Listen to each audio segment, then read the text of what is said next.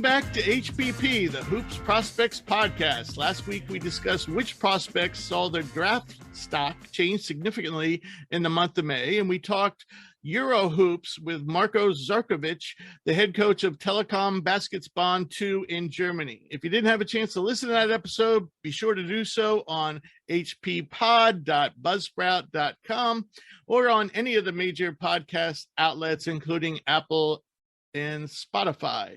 My name is Richard Harris, and I'm joined by the entire HPP entourage today: Drew Barton, Hugh Baxter, Connor Youngberg, and Cameron Reel. Today we're going to discuss the standout prospects in this draft class. Specifically, we're going to break it down into top shooters, top passers, top defenders, top athletes, and top two-way players. Gentlemen, how are you doing today? Doing good, Rich. Good to be here.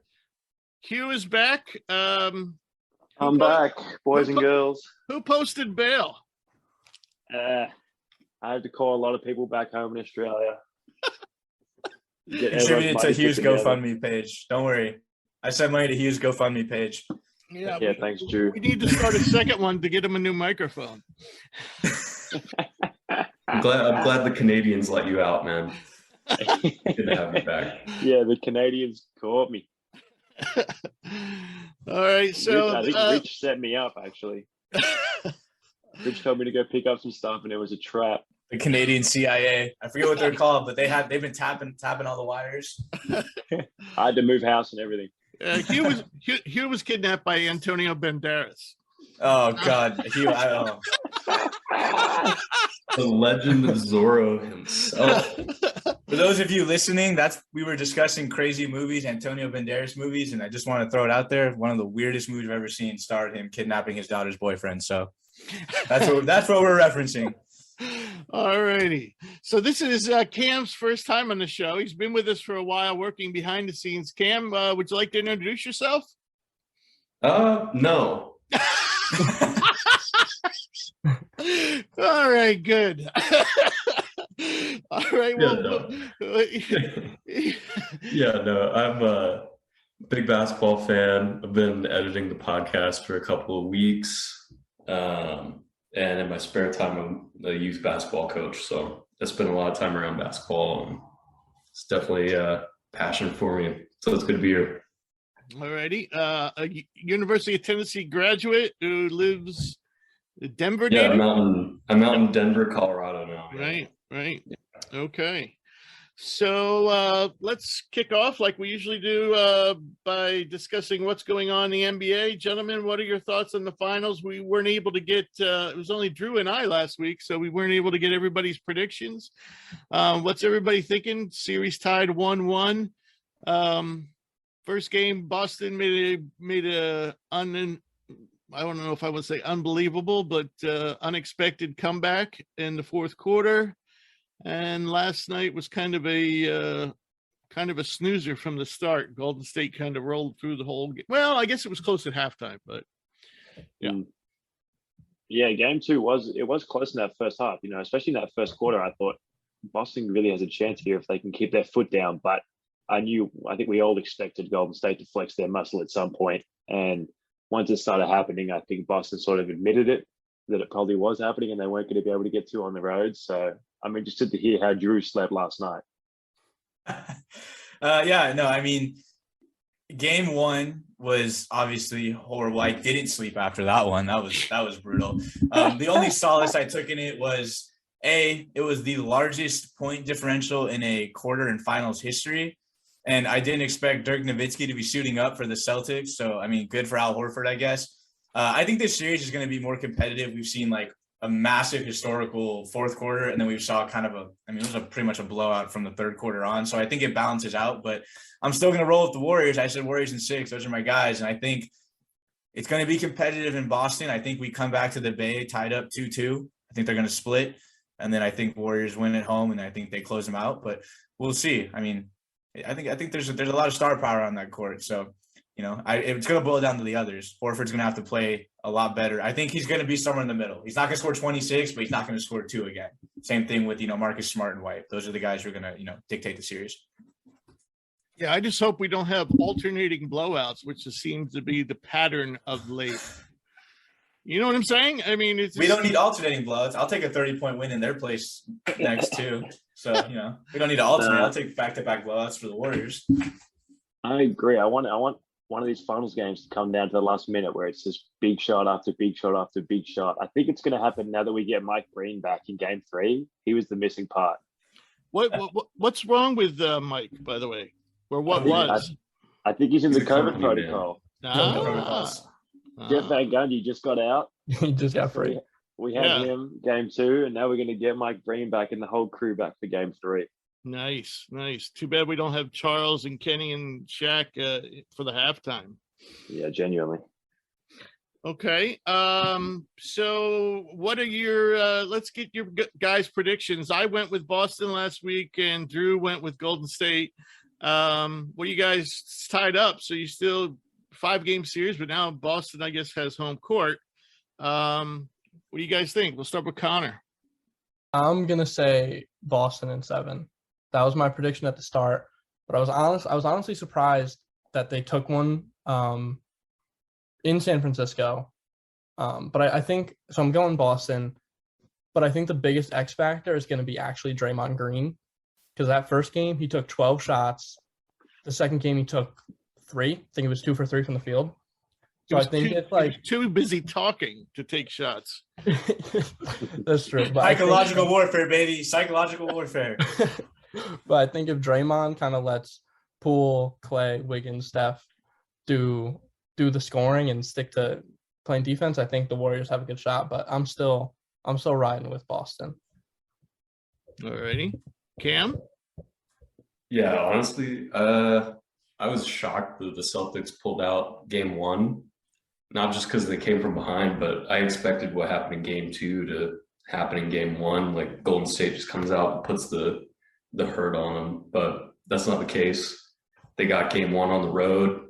They did what they needed to do, and now you're going to get a crazy Boston crowd for 2 finals games in a row. I think if Golden State doesn't come out firing like they did last night or the other night, they might be screwed coming back to San Francisco with 3 losses against them. So I can go either way, but I'm going Boston in 6. Wow. Okay. Hugh? I'm the same as Cam. Boston in 6. Wow. Boston's going to get Game 3 and 4, and then close it out Game 6 at home. Okay. Oh, Everybody's going Boston except What is this? What is this? Hey, I'm just saying, I got the numbers up right now, and Golden State's playoff stats look a little bit more favorable than Boston.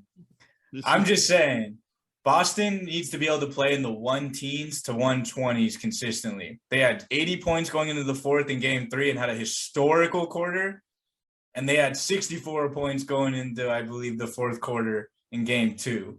Now, I know they're going home, but that's just not going to cut it against the Warriors because they got blasted, and Klay Thompson, I could have done what Klay did. I could have thrown some shit up and hit a 3. So if Klay regained some form, Jordan Poole was pretty bad in the first half. Wiggins wasn't good, and they lost by 30.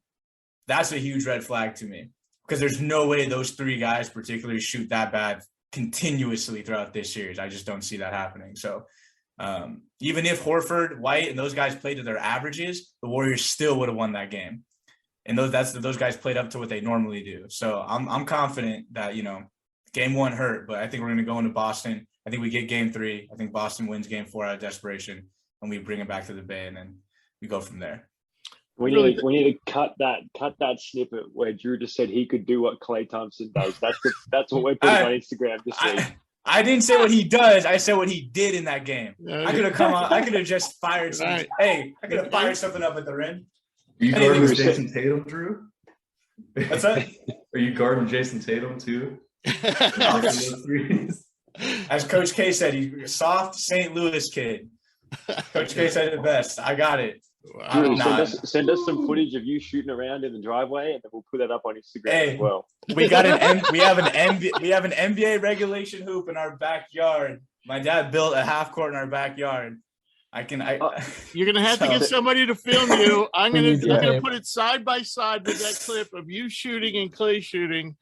And you can shoot against the same kind of defense that Shaden Sharp does in his workouts.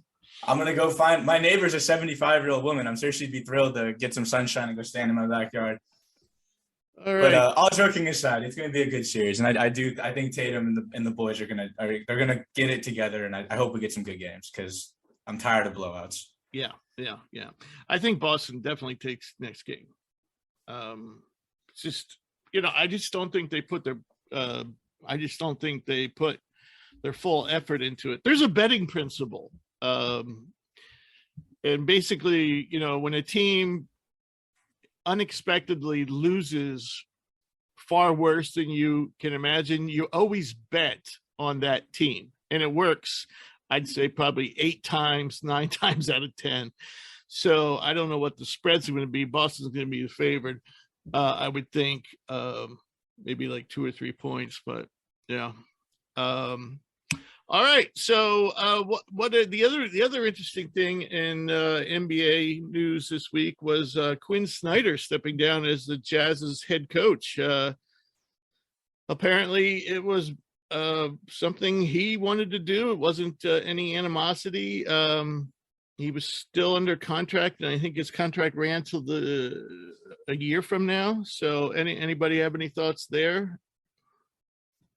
I'll just go quickly. The thing that I got out of the snippet from Quinn, what he said was that he felt like the team just needed a different voice at this point, which I think is completely understandable. He's been the coach there for a while and coaching those same guys. It probably does get to a point where the impact that your voice is having is starting to wane. And I'm sure as the coach, as the person who's, giving those speeches, that's really easy to feel yourself when you feel like the words you're coaching aren't getting across the same and people are sort of washing over people. So I think that's completely understandable why he did it. There's also a part of it that he probably knows a lot more about the future of the organization, some of their players that we don't. And maybe he's trying to get an early departure before other players are on their way out of the door. So it definitely opens up an interesting can of worms in that aspect. Right. As the owner of Hoops Prospects, I definitely can relate to speaking to all you and having my words just wash right over you. So, but they're in this no man's land, where, you win, you do well during the regular season, so you never get a really good draft pick. And so you kind of, you end up with, mediocre picks and, and so you would think that, and there's always been rumors that Rudy and Donovan don't get along. Apparently Donovan's already upset about Snyder leaving. So I think it's probably Rudy's time to go. I think that would be the move that this team has to make. So definitely would give them a different personality as a team. But yeah. Rich, I've got a question for you because you could probably go back farther than we can, but has Utah ever had a major free agent signing? Like, has anyone ever, can you think of anybody who's ever said, I'm going to Salt? Because I can't, at least, in my era of the NBA. Donovan Mitchell, that's it. Yeah, and that was a draft pick. He was a draft pick. Yeah. I don't know how they got Adrian Dantley. Didn't he get traded? It was trade. It was a trade, right? Yeah. I think Al Jefferson, was that their best free agent signing in wow, yeah, that was And, waste of money. The only reason I ask is because I told it he was 100% spot on, so I'm not going to beat the dead horse. But I think Snyder was looking at it like, this team isn't going anywhere. I can't get to them. And there's no real way to get reinforcements other than drafting. And we're drafting in the early 20s a lot. So our odds of landing a big impact player are pretty low. So I just think that they're in no man's land. I mean, they're the Dallas Cowboys. Someone said it best. They're the Dallas Cowboys of the NBA. Really solid, solid in the regular season, get to the playoffs and consistently flame out. I think they're going to try to get rid of Rudy, but I think Donovan's going to be the one that actually takes off. I'll be honest. I think if I'm Utah, I'm trying to get rid of both. Like, Yeah, that's fair. because Mitchell, you're gonna get like the Knicks would be more than willing to give up like quickly Reddish picks, and with Rudy, you gotta take on bad contracts. But I think like those contracts will probably be up in 1 or 2 years. Then you have cap space. Not they're gonna sign anyone, but cap space, draft picks, and you can kind of reset. I think if they trade one, they're kind of stuck in the same position. But I definitely think I expect one to get traded, but I think they should trade both Rudy and Donovan. Yeah, agreed. We've avoided alienating anyone in the United States, but I'm going to say about the free agency in Utah, and Cam might be able to speak better to this, but Utah has its own personality, and it's not a place for everyone. And so it's not for everybody, Rich, but Utah is, if anybody else has been to Salt Lake, it's a beautiful city. Oh, I've been there. Salt Lake itself is great. Depends maybe how you feel about the Mormon lawmaking there, but that's what I don't know. That's what I was kind of getting to. And there's a lot of history there, and it's not too long ago either. I mean, we're just talking like, it was still kind of strange there, even in like the 70s. Yeah. But even like their fans, man. I remember the OKC Utah playoff series. Brutal. Russell Those fans Westbrook are brutal. they were saying some insane things to him. Well, that's what I'm saying. I mean, it was from an African American or Black perspective, Mormons weren't very open to Black folks for a long time. So I just wonder if that plays into it. I don't know. I don't know. I think the Salt Lake fans definitely have built a reputation for being on the higher racist side of NBA fan bases. Right. So that's what I'm wondering. Yeah. I mean, their team is named the Jazz, and they're in the middle of a freaking desert. That's because they came from New Orleans. I know they came from New Orleans. I'm just saying, like maybe they they should change the name. Yeah, they can change. Has anybody seen? It's while we're on the topic of weird movies, has anybody seen Basketball? No. It's the creators of South Park. Oh. They basically they create a sport, but the whole start of the movie is making fun of how team names don't make any sense for their city. The punchline is the New Orleans Jazz moved to Salt Lake where they don't allow music. That one.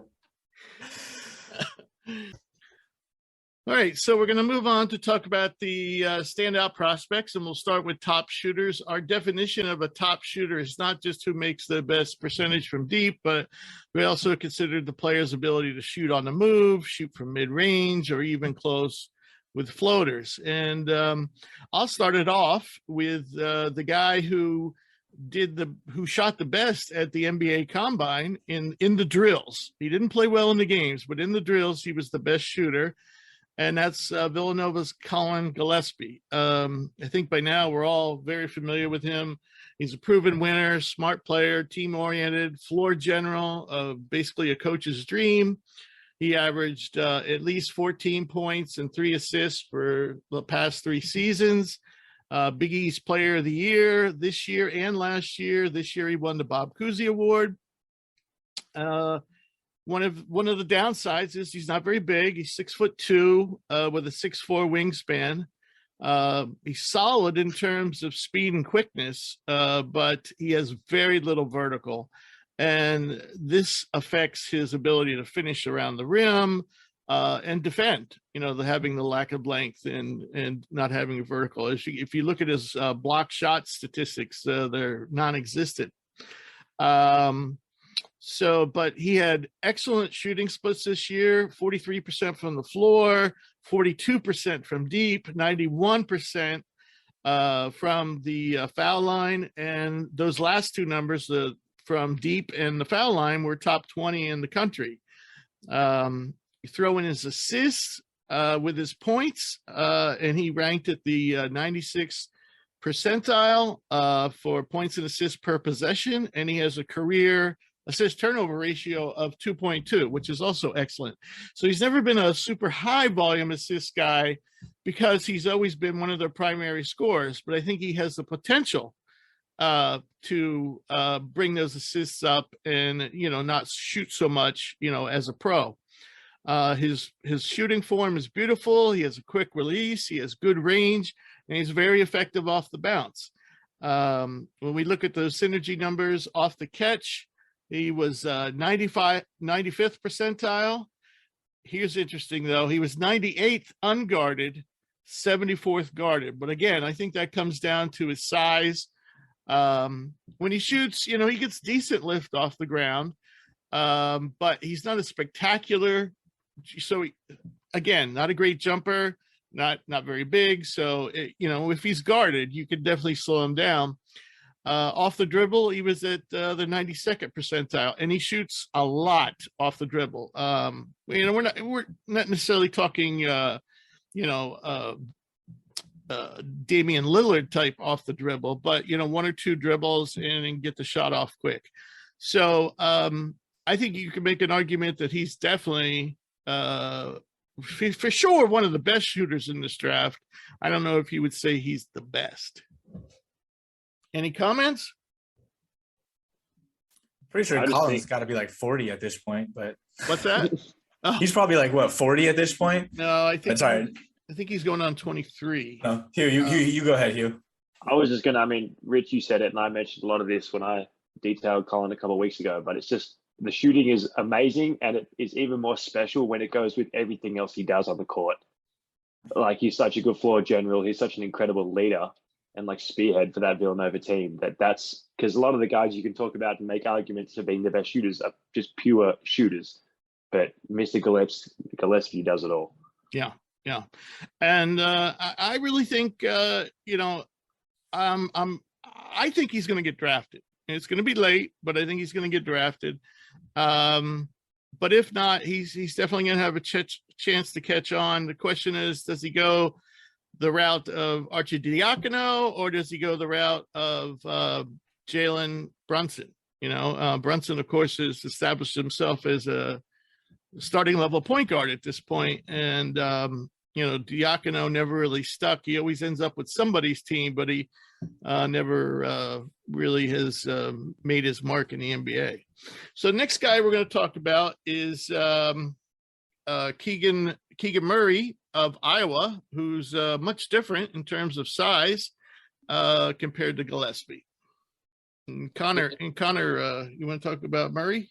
Yep. So, like you said, very, very different from Colin Gillespie. Keegan Murray he's a stretch big. So numbers, nearly 40% from three on almost 5 attempts per game from your power forward. That's really good. So he's 79th percentile on jump shots, 75th percentile on catch and shoot, and 83rd on 3-point jump shots. So Keegan Murray, his form is it's not slow, but it's very smooth for a bigger guy. And what impressed me was his footwork.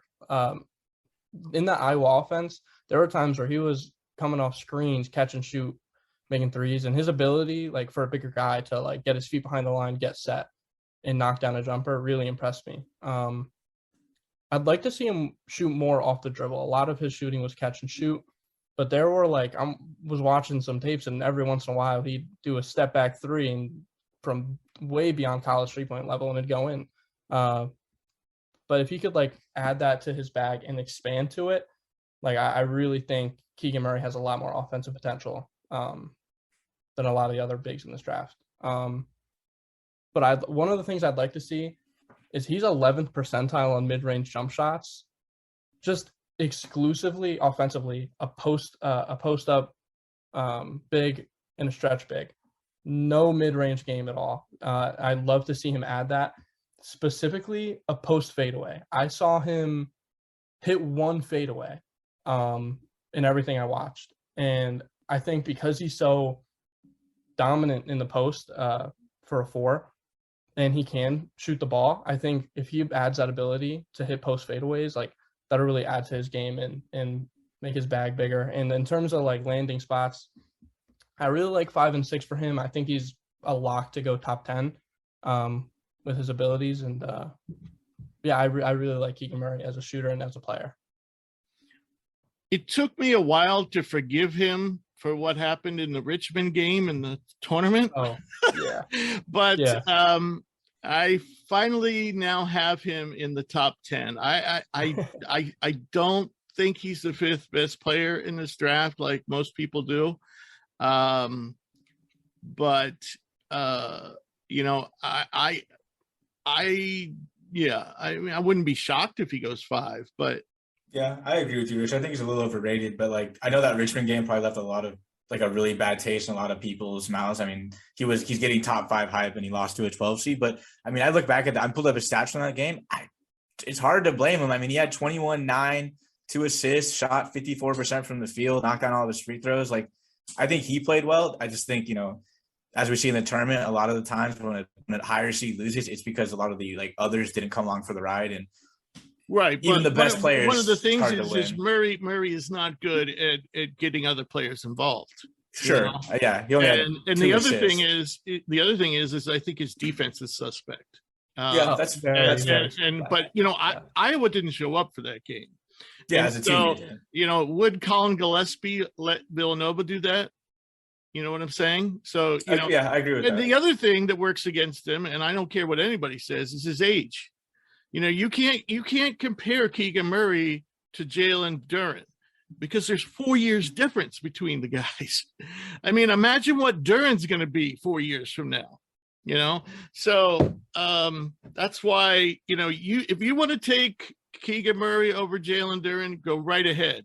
But just think, if Jalen Duren was 4 years from now was still at Iowa, what kind of numbers he'd be putting up?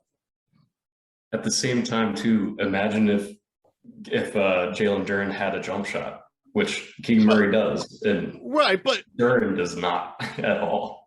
he does. That's incorrect. He does have a jump shot. It just doesn't go in as much. But he took like 63. He took 63 jump shots this year and shot close to 40%. So that's not horrible. And if you look at his, and I was going to get to this, but if you look at his game, you know, his fadeaway, something that Murray doesn't have, he does have that. He does have the turnaround fadeaway. So, you know, Duren, we'll talk more about Duren later, but, you know, I mean, Duren was, given the circumstances that he played under and given that he's the second youngest kid in this draft, he's being overlooked.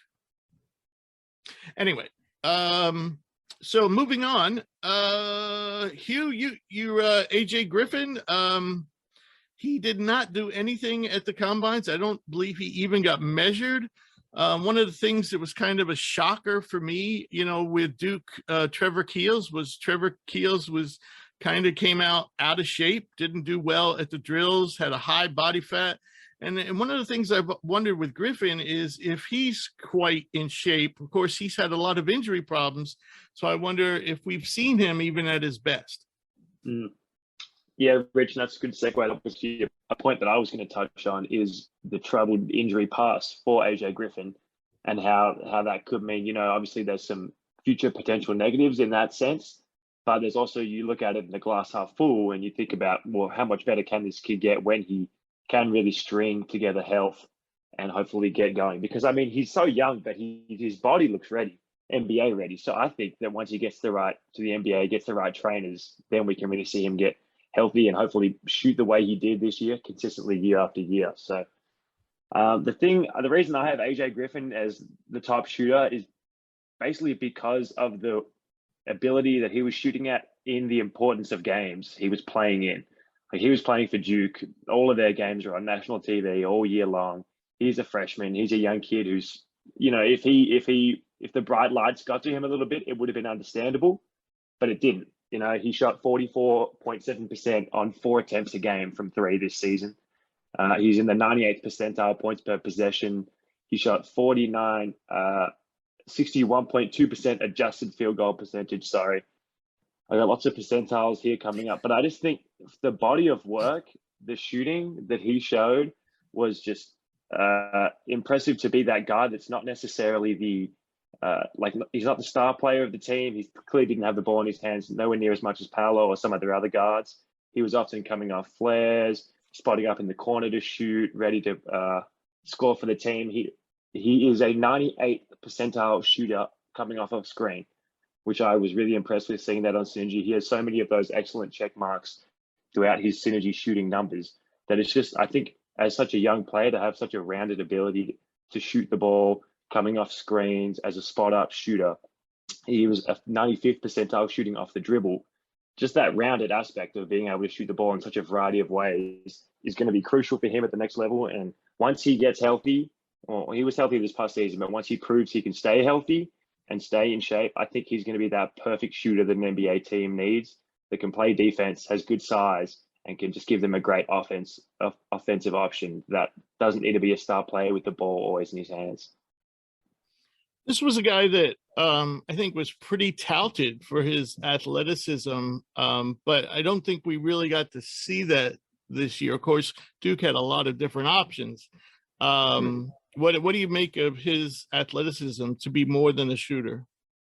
I think the athleticism is there, and that's probably what surprised a lot of people with the shooting, was because we saw him coming in as this sort of two-way athlete, 6'6", built, who could stay in front of people and then could use that strength offensively. And then we were all surprised by the shooting, that we've almost sort of put the athleticism to the back a little bit. So I think that athleticism in hand comes with health. But if he can get that going and then continues to shoot like this consistently, then he's going to have a complete offensive package. Right. And, it's kind of impressive, too, because he missed the early part of the season. He wasn't healthy. And then he, once their schedule really started getting tough, that's when he actually got into the rotation. Yep. And I think it was his addition that kind of turned that team around. They seemed to be floundering until he got added to the mix. Yeah, and he had some massive road games too, which, as a basketball player myself, I love playing on the road, especially when there's a big opposing crowd. And I think that is a really good sign for people at the next level, to say that he buys into that competitive spirit and he doesn't shy away from the stage. Right. Okay, our next guy, Cam is going to talk about is Keon Ellis. He seems to be a guy that's floating underneath the radar.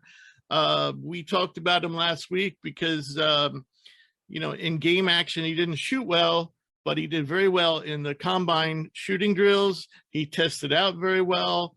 And in game action, beside not shooting well, he contributed in many other ways, had a very high plus minus. So Cam, what do you think of Keon Ellis? Yeah, Rich, I really love Keon Ellis's game. If you look at him from an athletic profile, he's 6'6", 175 pounds. And he's got the pop to be a lob threat offensively on occasion. He can push the ball in transition. And like you said, he contributes in a lot of different ways. He's a really good rebounder for his position. And in Alabama, he averaged about 2.3 steals a game. So he's a competitive defender. But I really fell in love with Keon's game because of his shooting. We watch him shoot. He kind of reminds you, at least style-wise, of more of like a Buddy Hield type shooter. Ball's a little bit lower release point. It's kind of in front of their head, but it's quick and they can get it off in a variety of angles, and they don't need a lot of space to shoot, which is a really great plus for a guy like Keon. The kind of question mark I have on him is he is streaky. It's pretty clear that his shooting form is solid and it doesn't need a whole lot of work. He's an 88% free throw shooter. But at Alabama, and like you said, in the combine, he definitely has stretches where he's either maybe he's lost confidence, or he's just not getting as many open looks. But when he's getting those looks, this guy can really explode points wise. You can definitely see him in a real secondary third scorer option at some point in the future. And at 22 years old, he's still pretty young, even though he's a senior. So he has the experience, played on a variety of different teams. So I think he's going to be an awesome role player at the next level. Yeah. And probably going to be a second rounder, so you're not expecting him to carry your team or anything like that. But, he does those two key things, shoot and play defense, and he can run the floor. So yeah.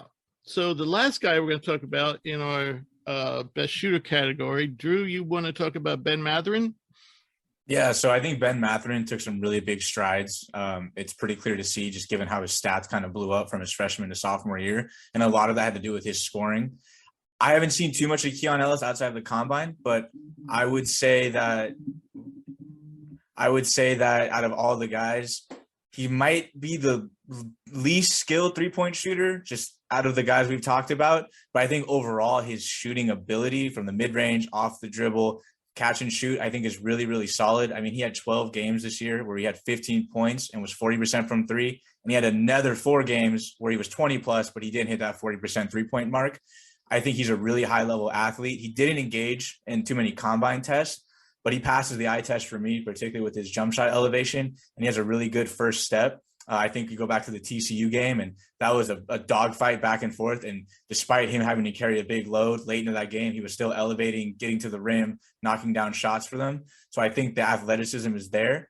Another thing for me is he really impressed me this year as a catch and shoot player in general. You would think for being the leading scorer, top dog on a high flying Arizona offense, he'd have the ball in his hands a lot, but he did a really good job coming off of screens, not being too much of a ball hog, hunting for difficult shots. If he came off a screen and it wasn't there, he'd get right back into the flow of the offense, which to me shows a higher level of a basketball IQ, which you want to see from these kind of scoring guards. And I think something that speaks volumes to him overall is he had about 27% of his total offense came off of cuts to the basket, offensive rebounds, and coming off screens. So offensive rebounds, we're not talking about so much in shooting, but he loves to get to the basket, hit a floater. He's an athlete, so he looks to finish at the rim. And again, when he's coming off of a screen, he has no problem taking a one dribble pull up or letting it fly from three. He does need to refine his isolation game. He's not breaking defenders down with dribble moves. It's more of he catches the ball, rips, one dribble pull up, or kind of goes all the way to the basket. I believe he only totaled around 19 ISO possessions, and he did not shoot well on them. He's very reliant on that first step to just blow by the defender, get to an open jump shot. But I think Matherin is a 3-level scorer, and his three-point shot might not be as sharp overall as some other guys we talked about, but I think if it can hover around that high 30% with his shot creation mid-range game, I think as an overall shooter, this is a guy that definitely has top 10 potential in the draft. Yeah, I think one thing with Matherin, if I'm not mistaken, I think Arizona led the nation in assists as a team. So this was a team where they had 5 guys who could put it in the basket. It's actually 6 if you want to count Pell Larson. So, they had another guy too. I can't remember his name, but they had 7 guys that could score. So they didn't take bad shots. They move, if they didn't have the shot, they didn't force it with ISO, they moved the ball. So I think Ben Matherin will be a good ISO player if he has to be. So, and it's good to see that he didn't force the issue, unlike, some guys who will go ISO even though there's no need to, and so that's a good thing. So next up are the top passers, and I'm going to talk about one guy that we totally did not talk about when we talked about international players, and that's Ziga Samar. He's a 21-year-old Slovenian, and he's pretty much been off the radar until this season. He's 6'5", played 30 games for, goodness gracious, you can say this, Drew, I can't. Fuenlabrada? Yeah, Fuenlabrada. All right. The most important thing about them is they play in the Spanish ABC League, which is the best professional league, domestic professional league outside the NBA. And listen to these numbers. He averaged 21 minutes per game. He averaged 8 points, 3 rebounds, 5 assists. And if you calculate his assists per 30 minutes, 6.8. And he also brought in 1 steal per game.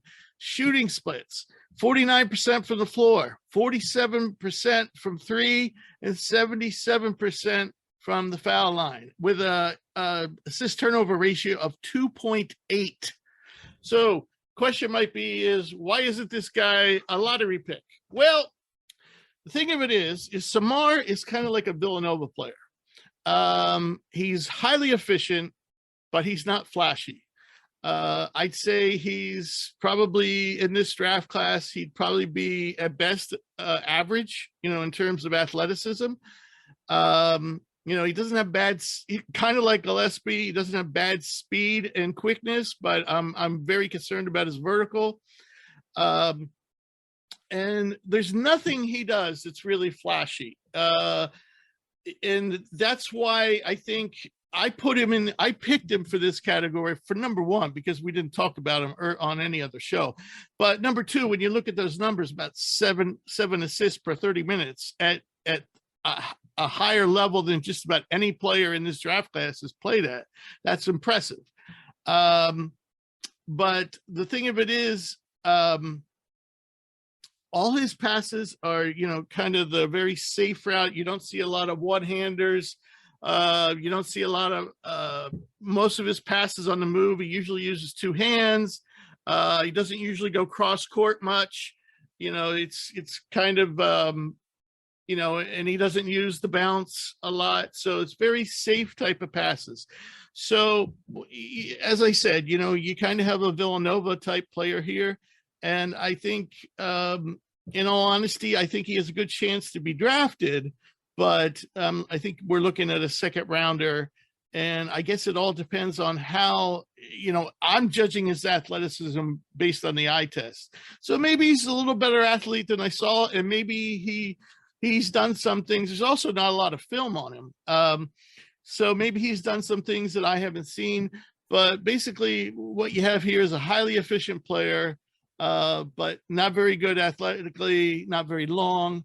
So I think he has a chance to latch on, and he's still only 21 years old. So he may ultimately, turn into something more, but I still think he's deserving of the title, one of the better passers in this draft class.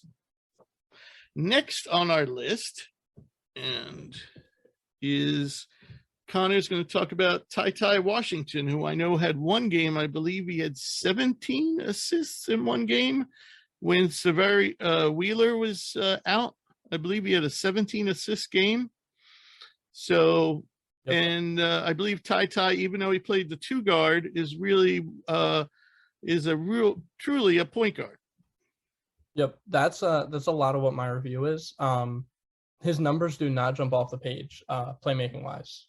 Not 3.9 assists, 1.6 turnovers. That's good ratio, but not even 4 assists per game. None of his percentiles on synergy jump off the page. But that's when you look at Kentucky as a team and how they're constructed. Wheeler's their primary ball handler. He averages 7 assists for them. So Ty was playing two guard and really their secondary playmaker. But like Rich said, he has that 17 assist point game against Georgia with Wheeler out. I think his potential as a primary ball handler and a true point guard is through the roof. I'm really high on Ty Washington. Watching games, like, he's really good in the pick and roll. He's a very high IQ passer. And he rewards his bigs when they're running. There's a bunch of games where Oscar Shigwe is running the break, and Ty is going to find him, and he's going to get a bucket.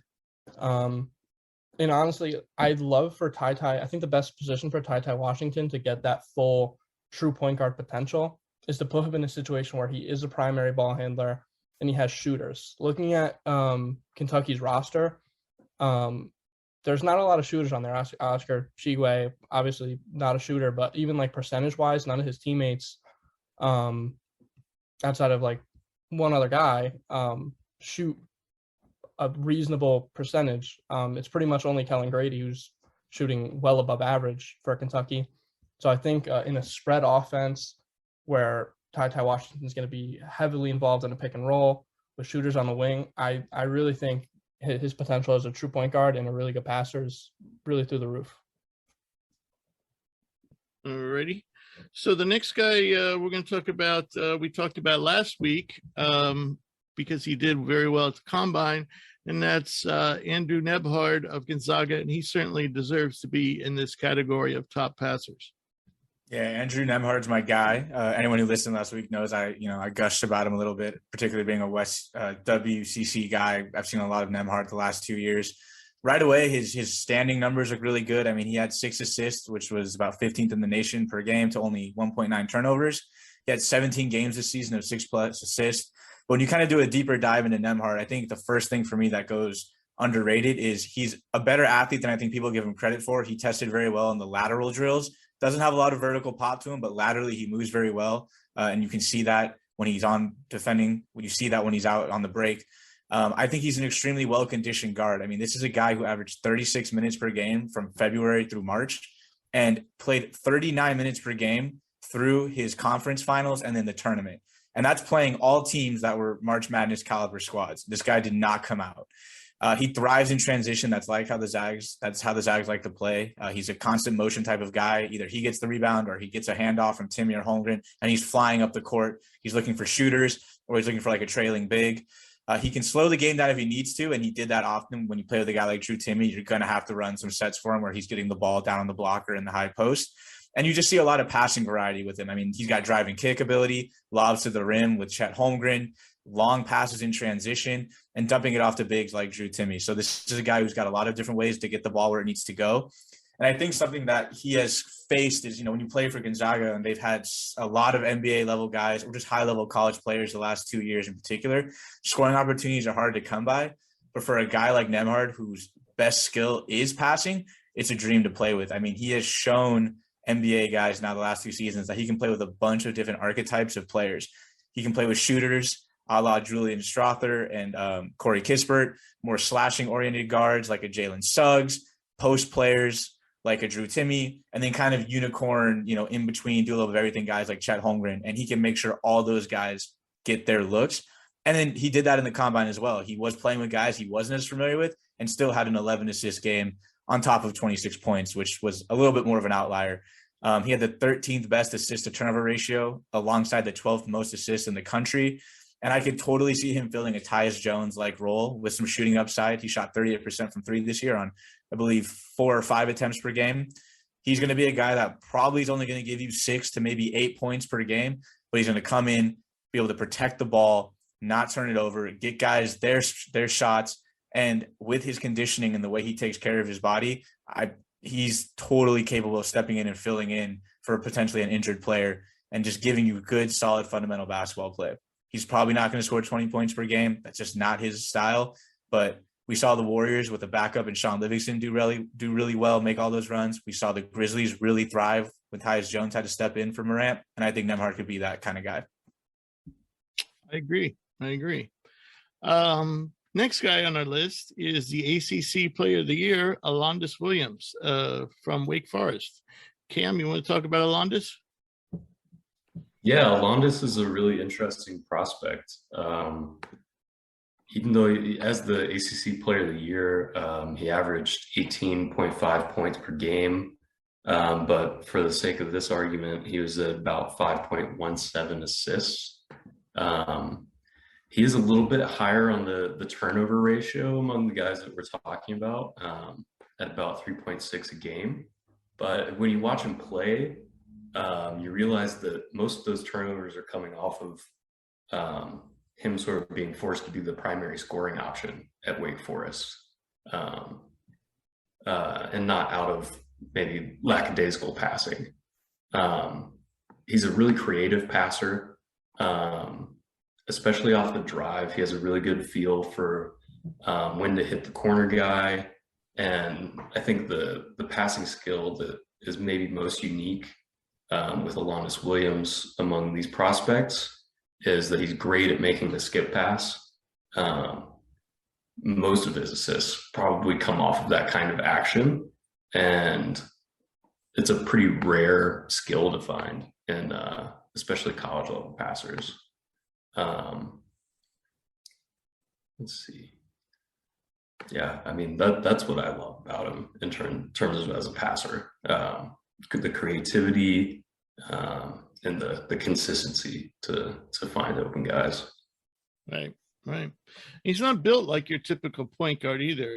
He's really solid, very athletic, unlike a lot of he's very much in that Marcus Smart sort of athletic. Yeah, very, very good comparison. All right. The next guy is not a point guard at all, but he might be the most creative passer of the bunch. And that's Travion Williams, the center for Purdue. Hugh? Thanks, Rich. Yeah, Travion, I like this pick just because he's not the typical guy you expect to be a good passer, but instead he's a really good decision maker out of the low post, as well as like with a live dribble handoff, which I think can be super impactful for a team to have that secondary big that can create for others. That was obviously a big reason for Purdue's success this past season. And going back through his stats, you could see how he just progressed as a passer each season, racked up more and more assists each year that he was at Purdue. And I think the coaching staff with each year that went past obviously gained trust in him and understood that good things happen when they give him the ball around that elbow or low post area and then sort of do those split cuts almost, that split action that we know the Warriors love to use, that we know that Miami Heat are really starting to use the last couple of years with the addition of some of their shooters. I think that Travion Williams can fit that split cut decision maker passer role really well in the NBA if hopefully he ends up potentially on a team that can use him in that essence. But he's an inside out passer. He's the guy that can catch the ball on the block, and I think the staff at Purdue did a really good job of using their shooters when Travion had the ball to get guys open. Just because of the gravity that some of the shooters they had on that team, defenders were not willing to leave them whatsoever. And so a lot of the times he could hit a quick pass fake and manipulate defenses so that they would jump out or two players would commit to that shooter coming off a pin down. And then that guy slipping to the basket was open. They had really good slash cuts when teams would low show. They'd throw back if Travion Williams popped. And then that next guy, if there was a stunt coming, there'd be a slash and a quick zip pass for a dunk. So I really like just how they used him and made him look like a really good passer, because I think some of that credit has to go to the schemes they were using. At a few stats wise, he did have, like I said, three assists a game, but 2.1 turnovers. So there are instances where he would probably force a little bit too much or try to make a flashy pass that wasn't necessarily there. That's obviously understandable. You'd like to see that turnover number go down, especially as a big, because he's in a position where he could average, 3 assists and only 1 turnover if he wasn't taking as many risky passes to try and sort of get the crowd engaged or stuff like that, because he is such a creative player. He's really good at that catch on the block. And then as a post defender, you don't even expect it. But if they throw it behind their back and it goes behind your back to a cutter at the rim, like that's not an avenue you often don't even think about that's open. And he does a really good job of making that pass and keep catching defenses completely off. So he's in the 93rd percentile of points per possession when isolated on the post, which includes assists, so assists and scoring. I had another really good stat here about his teammates. I can't find it now. It was on Synergy, but his teammate shooting percentages off his assist was significantly higher than their usual percentage. So I found a number of clips, like I said, where he could pass fake and watch defenders. Defenders would know what pass should be open, and he would give them that option, and then watch the defense take that bait, and then he'd whip it back for a clean open 3. So I think he's an incredible passer out of the short post, posting up on the block as a decision maker at the top of the key area. And I think that can be utilized really well at the next level if he ends up in the right offense. My concern with Travion is he going to draw enough attention? I mean, he's not the type of guy that's you're going to need to double team at the next level. So is he going to be able to function at the same way without having to draw the double team? Yeah, I agree. And I also have that concern a little bit as well, because he would make good decisions out of double teams. Like it was almost foolish for oppositions to double team him last year because you knew he was able to find that open player. I don't think, like I have written here, that passing as an undersized big, passing is probably the highlight of his game. He clearly has a really good feel for the game and understands how to play, but I don't think he's going to be getting double teamed at the next level. So that's going to be more of a gravity of his teammates create openings, good cutters. If he's playing with a team that likes movement, then he's going to be really successful. If he's playing with an isolation-based team, he might not stick in the NBA. Right. All right, so moving on to top defenders, my choice was Jalen Duren, who we talked about a little bit before. I kind of compare him to Bam Adebayo. and especially at this stage, I think he's a little younger than Bam was when he came out. But he's 6'10", 250, 6'5" wingspan. Can play the 4 or the 5, and his ultimate destination might be the 4. Second youngest player in this draft class.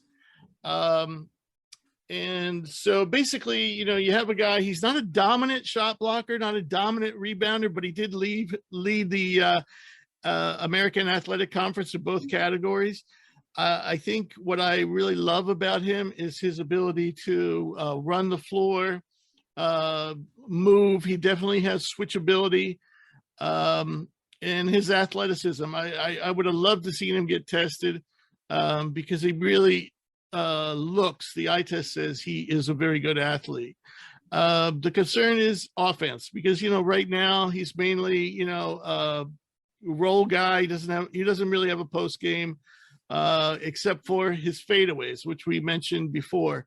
So he's mainly a role guy, transition scorer, which he does very well, which you'd expect for someone his size who can run the floor. I think his shooting form looks promising.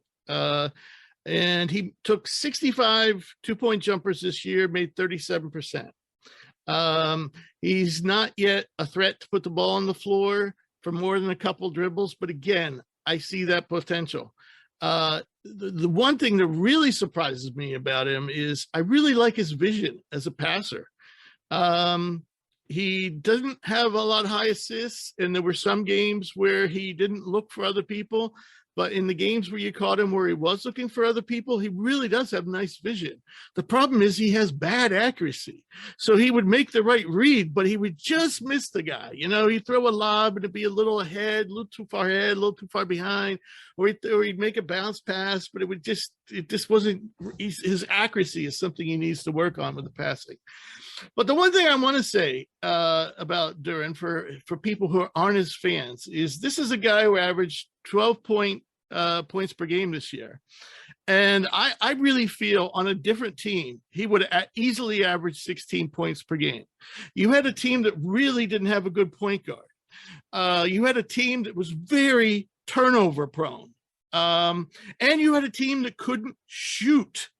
And so he had to deal with all this, these packed in defenses. And he had to deal with people who never got him the ball at the right time. And so many missed reads, so many missed, open baskets. I just feel that, if you would have put him on a team with some shooters and some decent passers, he would have easily averaged 16 points per game, and we probably wouldn't be debating on whether he's the fifth or sixth best guy in this draft. So the next guy up is another defender that I love, and probably from my point of view is probably a better defender right now than Duren, is Christian Coloco of Arizona. Connor, you want to touch on Coloco? Yeah, I'm a big fan of Christian Coloco in his game. So in college, Pac-12 Defensive Player of the Year, with 2.8 blocks per game, along with almost a steal per game. But he's a 7-footer with a 7'5" wingspan, and he's 80th percentile in post-up defense. And what I love about him is he's really a block magnet. Any guard tries to go to the rim, he's there and he's getting his hand up. Big man trying to post him up, he's getting his hand up. That's one thing. A lot of bigs don't know how to guard in the post without fouling, but he's very good at just as soon as he's going up for a hook shot or anything, just getting his hands in the air, ready to swat anything that tries to go past him. He's also he's surprisingly speedy for a 7-footer. I think a lot of teams are going to look to develop him into someone who can switch onto guards, and I think that would be really big for his development as a defender because, 3 blocks per game is cool, but we've seen players like Rudy Gobert, who one of the most dominant defensive players, but not switchable. I think Christian Coloco has that potential for sure. And another thing that impressed me a lot is he jumps super quick. So even if a big man or guard tries to get a floater or a quick shot past him, he can make up for it with a quick jump and good timing to block his shots. In terms of like draft, I think Koloko is early second rounder, but I really like Koloko's game, and I think he's really valuable as a defender at the next level. Yeah, I think he definitely displayed the lateral movement necessary to be able to be switchable at the NBA.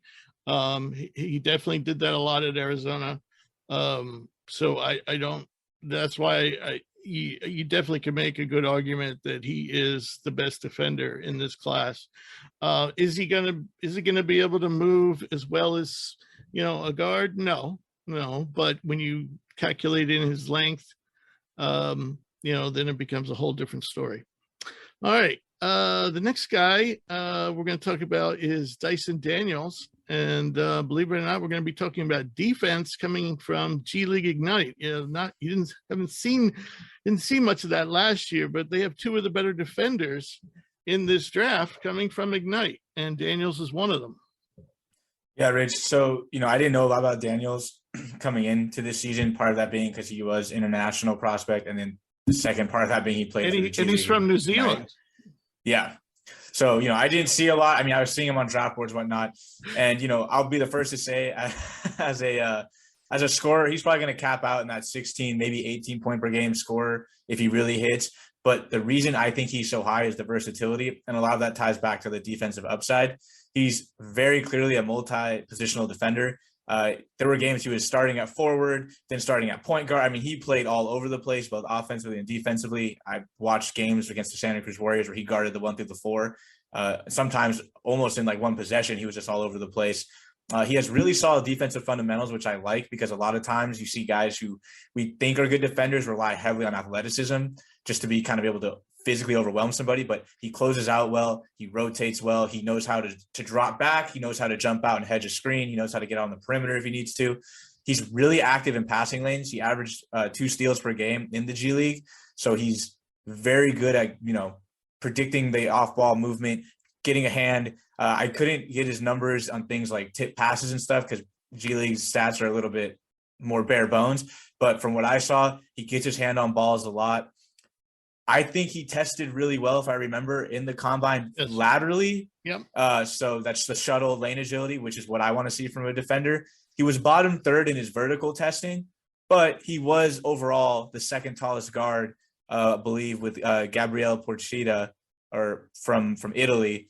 So he's got a 6'10" wingspan. He has an 8'9" standing reach. He's a big guard who, like I said, can drop into a forward position if need be. So while he might not vertically be super explosive, you're not asking him to protect the rim. You're asking him to guard the 1 through the 4, jump out of the perimeter, drop back in the post. I think he can do all of that. 86th percentile in the lane drill, 97th percentile in the shuttle drill. Yeah. And those are the numbers they look to judge, defense on. Yep. And by the way, those percentiles are based on our database that we started in 2016. So, and it has not just the NBA combine, but other combines as well. So the next guy is also an Ignite player, and that's Marjan Beauchamp. Cam, you want to talk about the other G League guy? Yeah, Rich. Beauchamp is a really interesting prospect. I think more specifically a defensive prospect than maybe Dyson Daniels is. Right now, he's pretty raw offensively, but he's shown a ton of potential on the defensive end. He's got a ton of quickness laterally, and at 6'6", 6'7", he's probably closer to the 6'7" size. He's big enough to stay in front of some bigger wings as well. And he's really got that athletic pop that a guy like Daniels doesn't necessarily have. Believe he was at about a half a block a game in the G League last year, which is not eye-popping, but it shows you that he has the athleticism to get up there and get a weak side block every once in a while and an on-ball block as well. but yeah, I think as you project out his career, he's one of those guys that's going to be a really competitive, kind of angry defender, kind of in that Matt Barnes sort of style of NBA player, which is really exciting. That's a good comparison. His measurements at the combine were 6'5" without shoes, and a 7'1" wingspan. Okay. Yeah, so yeah, that's where the length comes from. yeah, that's huge wingspan. So the next guy and the last guy, and really, we've really hit the nail on the head here with some of these guys. These are great defenders. And Hugh, you want to talk about Jeremy Sohan of Baylor? Yep. Jeremy Sohan of Baylor. The more I've watched, the more I've just fallen in love with him. I wasn't so sure initially once I started to hear about him, but I did a little thing on him a couple of weeks ago on the pod, and just even more research for today. I just love the terror that he can be defensively. So the way I put it is, if you had to build the perfect NBA defender in the lab, this is how you build them. He's 19 years old. He's 6'9", 230 pounds, 104 kilograms, 7-foot wingspan. Not quite as great as Beauchamp's wingspan, but he is uber switchable. He can defend a 1 through 5, I believe, in the modern NBA. And he might need to put a little bit more weight on, but I wouldn't want to put too much. I think he is going to be an elite defender at the next level. A couple highlights from this season was he had a 3-block, 2-steal game on January 1st against Iowa State, where he was just tremendous defensively. And he ranks in the 91st percentile for opponents' points per possession while he's guarding them. A stat that I think doesn't often go within defense is rebounding. I think the ability to rebound shows that you can finish the possession. That is the conclusion of a defensive possession. And if you can't do that, you can't give the Warriors offensive rebounds. That's dangerous. So being able to finish possessions and finish with a strong defensive rebound is great. He averaged 6.4 rebounds a game this past season. And I just think, I'll say it again, uber switchable. He can switch out into anybody. I think he's an outstanding defender. He's super active, quick feet. He's in passing lanes. Like, I've seen people, offensive players with the ball, look to make a skip pass, and then as they notice that Sohan's over there on the weak side, they don't throw that pass because they know he can fly into that passing lane and steal it. He's strong enough now and hopefully going into the future to be able to guard inside, and he's quick and long enough to guard on the perimeter. And probably a highlight that I really love is he's unafraid of contact. Some guys are good defenders, but they sort of will shy away from contact around the rim. Not Sohan. Ultimately, he is uber switchable. I think if he gets taken by a young team, a young growing team, next year and the year, he's going to be the guy that draws the toughest assignment each night in the league. He's the guy that's guarding LeBron one night, then he's guarding Tatum 3 nights later, then he's trying to guard Kevin Durant 4 nights later. That is where I think Sohan's NBA career is going to go, and I just think he's going to be probably the best defender coming out of this draft in regards to a one-on-one isolation defender guy. So he's only going to guard old guys? Oh, no, he'll guard young talent too. Devin Booker, he'll be put on Devin Booker wherever he's playing when they make their trip to Phoenix. Alrighty. Good job there, Hugh.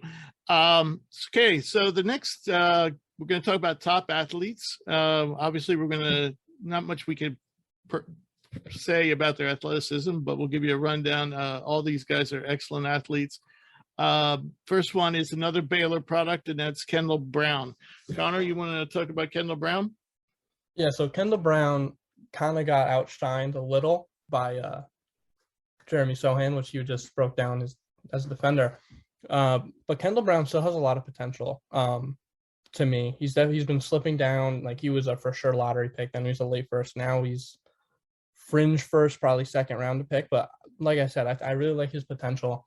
So he tested 6'7.5" in shoes at the combine with a 6'11" wingspan, and I think the best number is that 41-inch vertical, which was second at the combine, I think only behind Kennedy Chandler.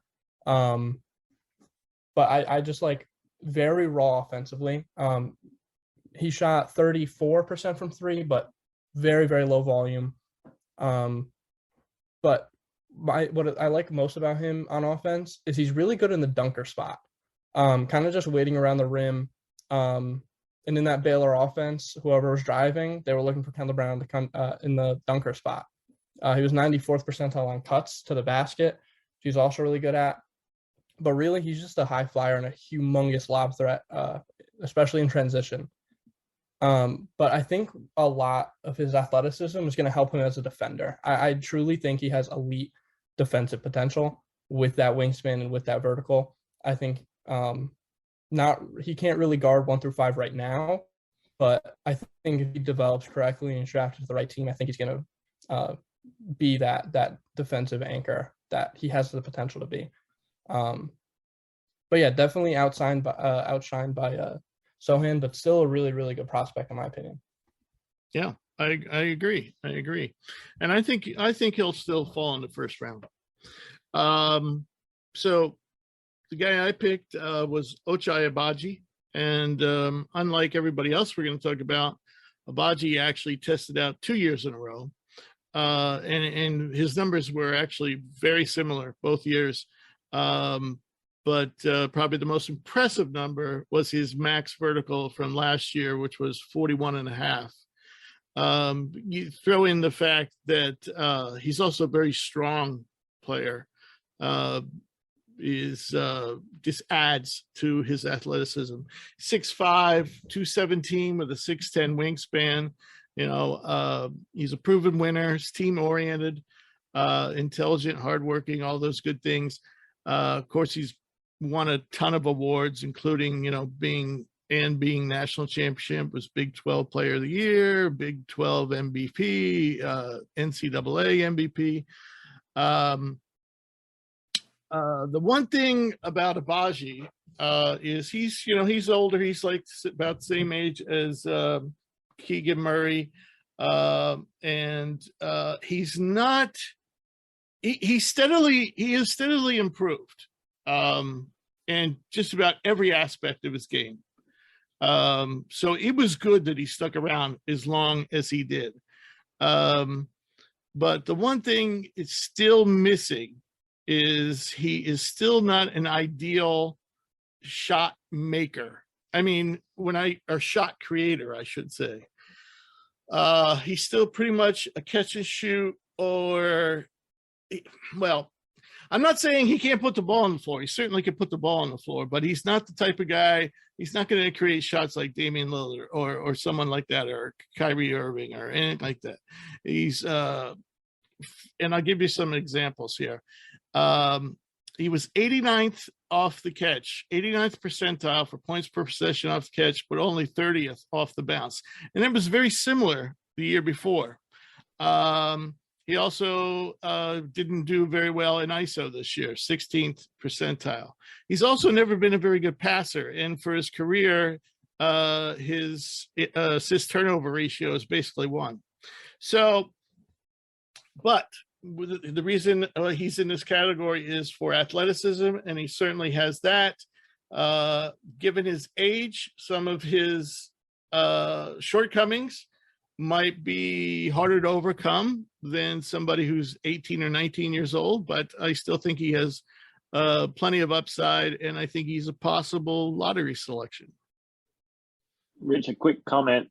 I was actually pretty surprised that you chose Agbaji for your top athlete in the class. I know he's an incredible player, but I guess I never thought athleticism came to mind probably in his top 3 things that I always consider. I don't really have a question for you here. I was just a bit surprised by that decision. I think he sort of goes under more of that scorer umbrella than opposed to athlete umbrella. Yeah, but you know what? And he came in, all he had going for him was athleticism. He kind of like Kendall Brown. That's all he had going for him. So he developed the shooting, and he was also very shy about driving the ball. And now that's something he added this year. And he was never a great finisher when he did drive the ball. That's also something he added this year. But yeah, he definitely, if you look at his numbers, like I said, he tested 2 years in a row. And I'll give you the best number from the 2 years. So 87th percentile for the lane, 61st percentile for the shuttle, 83rd percentile for the sprint, 81st for standing vertical, and 94th for max vertical. So we're talking about clearly an above average athlete. And if you average all that stuff together, he comes out to the 91st percentile, because he's clearly above average on all those things. So even though he doesn't, well, I'm not going to get into the math, but it comes out to the 91st percentile. So another guy who tested very well at the combine, but you didn't need the combine to know that this guy was an athlete, is Darian Sebron of NC State. He's kind of like a man without a position right now, but I think his athleticism is one of those things that's going to get him drafted. Yeah, Rich, this athleticism is probably Sebron's selling point in terms of when you just watch him play. I mean, at the combine, he had an average 6'8" wingspan amongst the guards. I think he might have actually been like dead center of all the guys who tested or close to it, but he was upper third and close to the top in his vertical test, third quarter sprint, and shuttle run. And when you watch the film, you put the two and two together, it makes sense. For me, when I went back and watched his highlights, it's his rebound to transition to finishing where you see him really pop. He averaged 8 rebounds a game as a guard, which is really solid for any type of player. And he's great at getting the ball, pushing the ball up court, and he attacks the rim. And I like how Sebron looks to dunk on you. It's not just, I'm going to try to lay it up. I mean, he has the finishing and the touch, but like he's looking to finish on your head, not just try to get around you. He's capable of getting up and catching lobs at the rim. I've seen him cut from the weak side a few times and finish plays at the rim. From, I forget his teammate name. Hugh, who's his teammate's name? The other NC State guard that we just talked about. Travion Smith? Travion Williams? Is that who it was? Traquarian Smith. They had a really good connection with finishing at the hoop or getting the ball up to Sebron at the rim. And I think that another underrated aspect of his athleticism, we obviously think about the explosive plays, getting out in transition and a quick break, but he has pretty solid smooth athletic traits. He has a pretty solid Euro step that he uses in transition when he gets to the rim. He can change pace in the half court setting pretty well. And I think he has good body control. I went back and watched just kind of a highlight reel of his at the rim plays. There's a lot of times he gets through contact. He can contort his body, finish through it, convert an and one. So he needs to refine a lot of his skills as an overall basketball player. His shooting is rough. I mean, he's a 25% three-point shooter, but athletically, you look at him and you see an NBA player. He has the burst in transition and the kind of more smooth athletic traits in the half court that I think he'll be able to find his way onto an NBA team at some point. Yeah. Also, for a guy who's on the skinny side, he doesn't shy away from contact whatsoever. Not at all. So that's a plus. Hopefully it's a plus. Hopefully he can hold up. He's probably gonna have to put on some muscle, to take that kind of pounding. But then again, he's not going to be playing the same number of minutes. The next guy is a little guy who we haven't talked about in quite some time, but one of my favorite players in this draft class, and that's Kennedy Chandler of Tennessee. Cam, you want to go over your fellow alum? Rich. Yeah, I had to bring out a little homerism, but Kennedy Chandler, he's not one of those guys that you usually discuss as being a super athlete. He's just short of 6 feet tall at 5'11" and a half. But he makes up for his lack of height with some pretty extreme athletic measurables. Of course, he had the top vertical, the max vert at the combine at 41.5 inches, which is pretty crazy. But I think the thing that makes him really special is his quickness combined with that athleticism, and his overall skill set is really interesting. He's a really quick physical defender. He's got great hands. He had like 2.2 steals per game, I think it was, at Tennessee. So he's a competitive defender, even though he's undersized. And he also shoots the ball pretty well from 3 at 38.3%. Primary ball handler, good passer. And on top of that, he's got the athleticism to cover up that lack of height.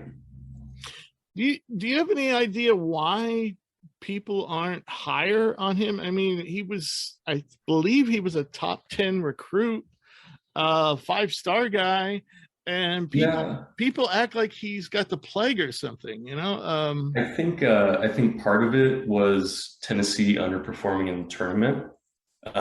In spite of that, he had a great game. He obviously, some shots didn't go down the stretch for Tennessee to be able to advance, but as a whole, he had a really awesome year. And you're not talking about like an uber talented team around him either. At least offensively. That's certainly not. I think there's some consistency issues with Kennedy at certain parts of the season in terms of scoring. So I think that kind of drops him down the list a little bit. But when he's hitting, and he looks like a really talented prospect. Personally, I have him ahead of Ty in terms of my overall point guard measurements, but I don't know why he does. Well, you know, I mean, everybody loved Sharif Cooper last year, but Chandler never got the same kind of love. And if you ask me, Kennedy Chandler is a lot better than Sharif Cooper. Yeah, he's certainly a better scorer. I think Sharif is probably a little bit better playmaker, or at least flashier. Yeah, he's flashier. I think that's kind of part of it with Kennedy as well. Even though he jumps out of the gym, he's not like throwing down windmills or anything. Like that 40-inch vertical is enough for him to be able to be an athlete and dunk. So there's definitely some lack of flashiness, but he's efficient and he gets it done. Okay. So moving on to our last guy in this category. And I think, you know, when you look at, I don't know if we have a clear winner in any category, but I think if there's one clear winner in any category, it's Jaden Ivey in the athleticism category.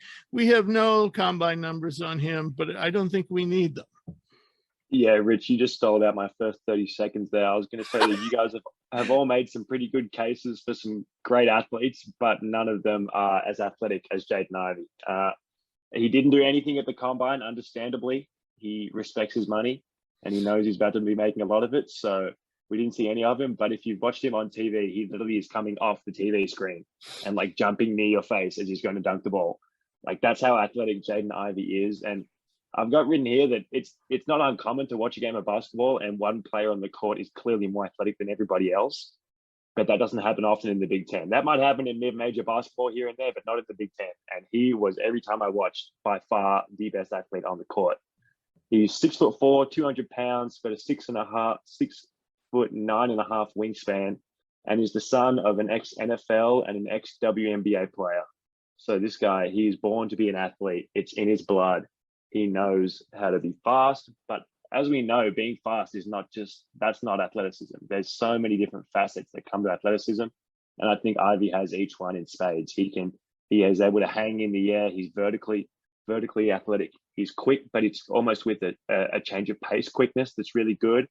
I know he's good at it. He could get better at it, but I think he has a good handle on that sort of change of pace. His max speed is 2 notches quicker than everybody else's on the court. And then he's also athletic defensively, which I'll touch on in a second. But there are no real numbers. I did a lot of research looking around for a vertical on Ivey. I couldn't find anything solid. I found some stuff, but not on some credible sites. So we know he's uber athletic. He'd be in the 99th percentile, I'm sure. But just some of the instances of in-game athleticism that I saw were the ability to jump while driving to the rim, absorb contact, body on body, chest on chest contact, and then adjust where he has the ball and lay it up on the other side. That blew my mind. He is a terror with the ball in the open floor. Like if you're a backpedaling defender around the 3-point line and he has the ball in the middle of the court, it's over. He reminds me of young OKC Westbrook in that essence, where if he has the ball in the open court and got a head of steam, you're in a lot of trouble. At that point, you really just have to foul. And if you foul, he might still dunk on you. He is getting a lot better at changing pace with the ball, but that's where he needs to improve. He's good at speeding up, but he's not a guy that just speeds up to reach the max and then run at that max for as long as he can. He speeds up, then he'll slam on the brakes and let defenders fly by him and wiggle around. And after 2 steps, he's back at a really good pace. So he's got that going for him. He will literally blow past guys like people will just turn and he's gone. And then the athleticism isn't just strictly offense though. I saw some really impressive clips where he's moving his feet, and even if an offensive player gets Ivy on their hip and sort of thinks, okay, I've got him in jail a little bit here, Ivy, I saw 3 or 4 clips where he's fine just staying on that hip. And then as that offensive player often ends up in a floater or a runner, he just high points the ball and meets at the top and blocks it right out of bounds. Like he knows that, okay, I'm slightly out of this play, but I can still make an impact with my athleticism defensively. So he moves incredibly well laterally. I would like to see him a bit more attentive on defense, because I think he has the ability to be an incredible defender with this athleticism. So I think maybe a bit more conditioning, if he had a bit more fine tuning and could really be that intense for the complete game, then he can use that athleticism incredibly defensively. But regardless of whatever numbers are saying, eye test, he is the best athlete and the most explosive player in the draft. I agree. His mother not only was former WNBA player, but a current coach, the head coach of the women's team at the University of Notre Dame. That's right. So finally, we move on to the top two-way players. And Connor, you made an unusual choice in that he's not one of the top players and possibly may not get drafted, in James Akinjo from Baylor. And I have to ask, because we got an email about James Akinjo earlier in the season saying James Akinjo is a first-round pick. You guys don't watch games or whatever. And so was that email from you, Connor? That might have been my burner account. That might have been my burner. All right. But I am really high on Akinjo's game, kind of. So I do think he's one of the best two-way players in the class. He averaged 13.5 points per game with 6 assists, 2 steals. He was 77th percentile in overall defense, but 96th percentile in isolation defense. Watching Akinjo play defense, I watched him at Baylor the entire season. I watched even at G League Elite Camp. He can really clamp up opposing guards, like just straight up pressing full court, half court. Like they're not going to have a great game against James Akinjo. He's very fast. He has very quick hands. He is undersized, so he's not going to switch onto 3s, 4s, 5s. But he's a really good defensive guard. And offensively, his biggest issue by far is efficiency.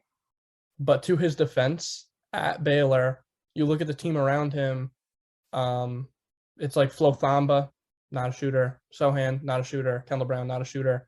Flagler is a shooter, but he's already taken 6 per game, 6 threes per game. So Akinjo had a lot of that offensive load on him, to where he definitely won't have in the NBA.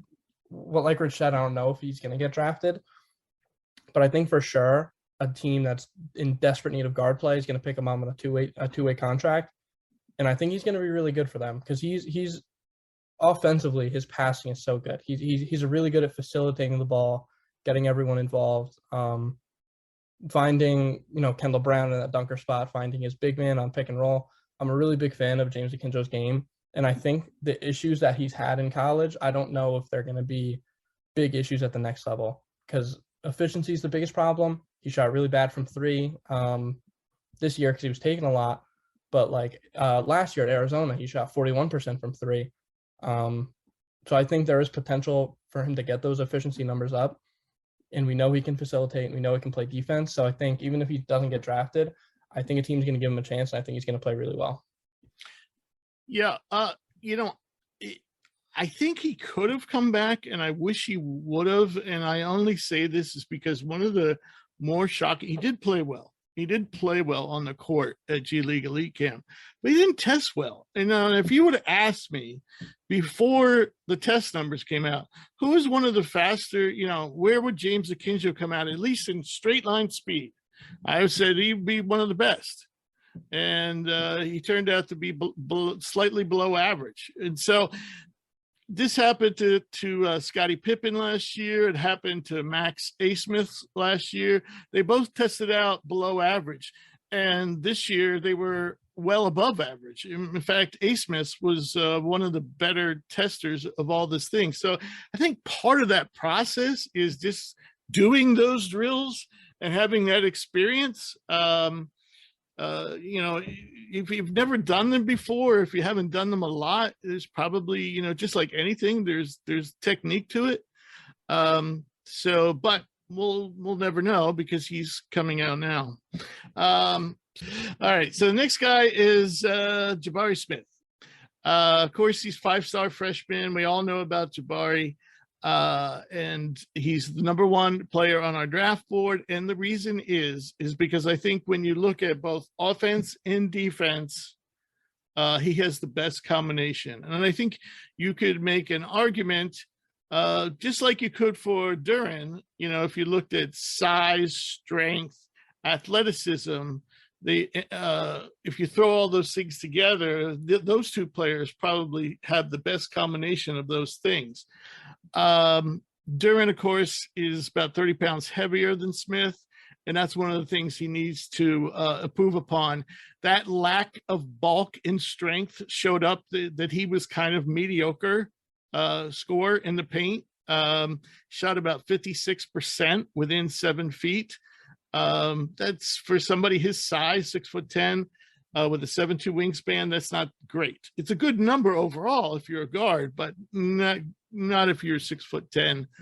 But you know, his calling card, of course, is shooting. He's an excellent shooter, perhaps the best shooter in this draft, at 42% from 3 this year.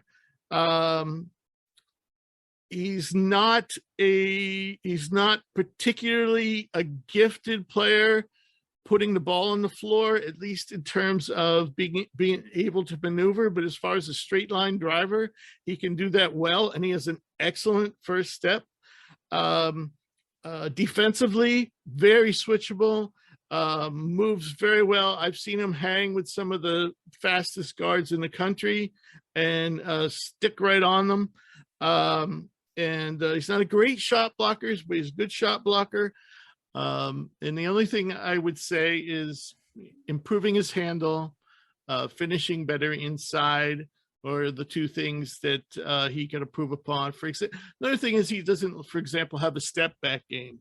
Right now, he's so big, so tall that usually he doesn't really have trouble shooting over people. However, if you look at his catch and shoot numbers, and this would be the last stat I'll give, and then I'll get off of him, but 100th percentile when shooting unguarded off the catch, 68th when guarded. And part of that is because he takes so many challenge shots. They can't block his shot, but obviously it bothers him to some degree.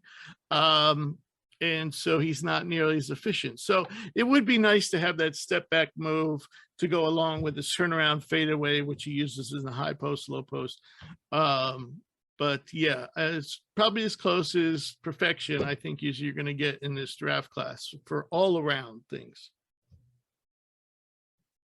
Any comments? I think we got number 1 for a reason. Yeah, I agree, Rich. That's why it's up. All right. So the next guy was a guest on the show and one of the best performers at the Combine, and that's Santa Clara guard Jalen Williams. And as I said last week, one of the things that stood out with me, especially when you watched him play against better opponents, was his offense. For the season, his offensive numbers are tremendous. But what really stood out to me was his defense. So Drew, you want to run with Jalen Williams? Yeah, I mean, Jalen's another guy in my backyard, and Santa Clara is, only about 25-minute drive from here. I couldn't make it out to as many games. My ex-girlfriend went to law school there, so I had to avoid Santa Clara at all costs, and didn't want to run into her. But Jalen, we all know he tested really well at the Combine. His wingspan, vertical, 3/4 sprint times were top tier. This is a guy that I think has legit 3-level scoring. I mean, he was 55% on his 2-point attempts this season and right around 40% on his threes. And he has really nice free throw numbers. I believe he shot 81% from the line. So it really leads me to believe that his jump shot is pure. The mechanics are solid and he has confidence in it. offensively, I think you're looking at a guy that can fill multiple roles at the next level.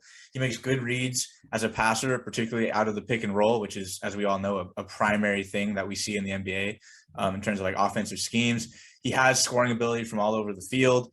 And I really think that this gives him the option to be a secondary ball handler, a floor spacer, and even potentially more primary scoring option. I don't know if he'll ever be the number one guy on a team, but I could see him filling like a Chris Middleton type role where you're asking him to, give you 16 to 20 a game if he absolutely peaks. As a defender, Rich and I talked about it last week. I think there's some technical refinement that he needs, just small things that really hammer home his ability to defend. But he has great physical tools, and I love the energy and effort he plays with. I mean, Santa Clara was not a great team, and they had to play against some pretty solid competition in the WCC this year. They had, 3 teams make the tournament, and he always competed. And that's something that I respect from a player, especially when he has to carry such a big offensive burden. I mean, he was scoring 18 a game, dishing out 4.5 assists. So this was a guy who was asked to do a lot, and he still made sure on defense that he was going to compete. Again, needs to refine some of the smaller technical things, but with those measurables and the willingness to defend, that tells me this is a guy that's going to find a role at the next level because there's so many roles he can fill. Needs some scoring, some shooting, some defending, passing. He can do a little of everything, and that bodes really well for him. I think this guy's got first round. I think he's going to go in the first now. I mean, earlier in the season, I was thinking high second maybe was kind of his ceiling, but after those testing numbers, and then you look at his just stats in general, I wouldn't be surprised if this is a guy we see going, in that, 20 to 30 range for sure. Okay. Drew, don't forget another massive thing for his stock was that really good interview he did with HPP Hoops Prospects. Absolutely. He is a good guy though. He is a good dude. From all accounts, he's dialed in. Santa Clara is a good school academically, so he clearly, has the well-rounded personality. Mm-hmm. Yes, he was a true gentleman, fun to talk to. The next guy on our list is, I'm not as high on as a lot of people. Really stood out to me early in the season with his energy and effort. And that seemed to be contagious with LSU, which was never been known for their defense, but they turned out to be a good defensive team this year. And I think he led the way, but toward the end of the season, I wasn't so impressed with his effort. But Cam, you want to talk about Tari Eason? Yeah, Rich. I think every year in the draft, and it's kind of part of it, there's that one guy who you look back on 5-6 years later, and you're like, how the heck did this guy go 15th, 16th, 20th? And I think that's going to be Tari Eason this year. You look at him from like an athletic profile standpoint, he's 6'8", 216 pounds, jumps out of the gym, and even at that size, he's really explosive and quick laterally. He can stay in front of most any point guard that I've seen him guard, and he's switchable. Like, I think at the NBA level, you wouldn't necessarily want him guarding a 7-footer like Jokic, sure. But of course, there's not many of those guys out there that you want guarding them anyway. But when teams go small ball, I think you're comfortable with him in that kind of like PJ Washington role, where he's undersized, but still brings you enough rebounding wise and athleticism wise that he's serviceable as a big. But I think the thing that really makes him stand out to me, beyond his defensive upside, is that he can handle the ball at 6'8". He's a little bit on the turnover prone side, but it's kind of like he's kind of one of those guys where it's like he's like a deer learning how to walk. Like, he's so athletic, he's so fast, and more than likely he was a big for most of his life. Like, he's becoming a guard before our eyes. And the 3-point shooting went up a ton this past year. He got up to 36% this year, and he's an 80% free throw shooter, which, that really projects out some encouraging things in terms of his shooting ability at the next level. I don't know. I think this kid is going to be awesome. And he has some superstar potential. that frame and his variety of skills, offensively and defensively. Yeah, definitely very good in transition, rip and run threat. Yeah, there's a lot to like. So the next guy is probably the number one contender next to Jabari Smith for the top overall pick, and that's Chet Holmgren of Gonzaga. Hugh, you want to talk about Chet? Yeah, Rich, Chet is to me the best two-way player in the draft. I mean, I think this category can easily go more disputed to figure out who truly is that really best two-way player, and it's going to be tough to call. I think there's a lot of good candidates, but right now, especially as a freshman, I thought Chet showed just incredible two-way potential. Offensively, 14 points per game, 1.9 assists. Defensively, 3.7 blocks, 0.8 steals a game. Like 3.7 blocks as a freshman is just like hard to compute for me. And then offensively and defensively, 9.9 rebounds. Now, I'm sure I wonder if he kicked himself at night thinking, if I got 3 more rebounds this year, I could have been double-digit board and points. But offensively, 60% from the field, 39% from three on 3 attempts a game. He's an elite finisher around the basket. His length and timing allows him to be a great defender. He's not really obviously he's a good athlete for that size, but it's his length and his feel for the game that allows him to be a great defender and block shots. And then he's also a good creator and an unselfish player. So that, again, that's another facet of being offensive and two-way. In regards to defense, because obviously I think we've spoken ad nauseum about Holmgren and especially offensively, but he has elite length, the height and the wingspan we all know about. And he does a really good job of blocking shots and not fouling. Even if it's just contesting, it's when he does it without fouling. Like he averaged more blocks per foul this year. So, so many blocks per game. He's challenging a young, skinny guy, flying around, putting his length in front of the rim. And his timing, again, like I mentioned, is probably the best aspect of that defense. But the most underrated opinion, in my opinion, on his defense is the deterrence. Like it's not necessarily the plays where he's blocking shots, but it's when guards are coming to the rim and then they're seeing this slender man coming across the lane about to gobble up all that space. So that deterrence, I think, will happen at the next level as well. And I'm excited to watch him grow. The 2 areas for growth defensively are going to be strength, because he wasn't a great post defender. And that's going to be right where teams put him to the test in the NBA.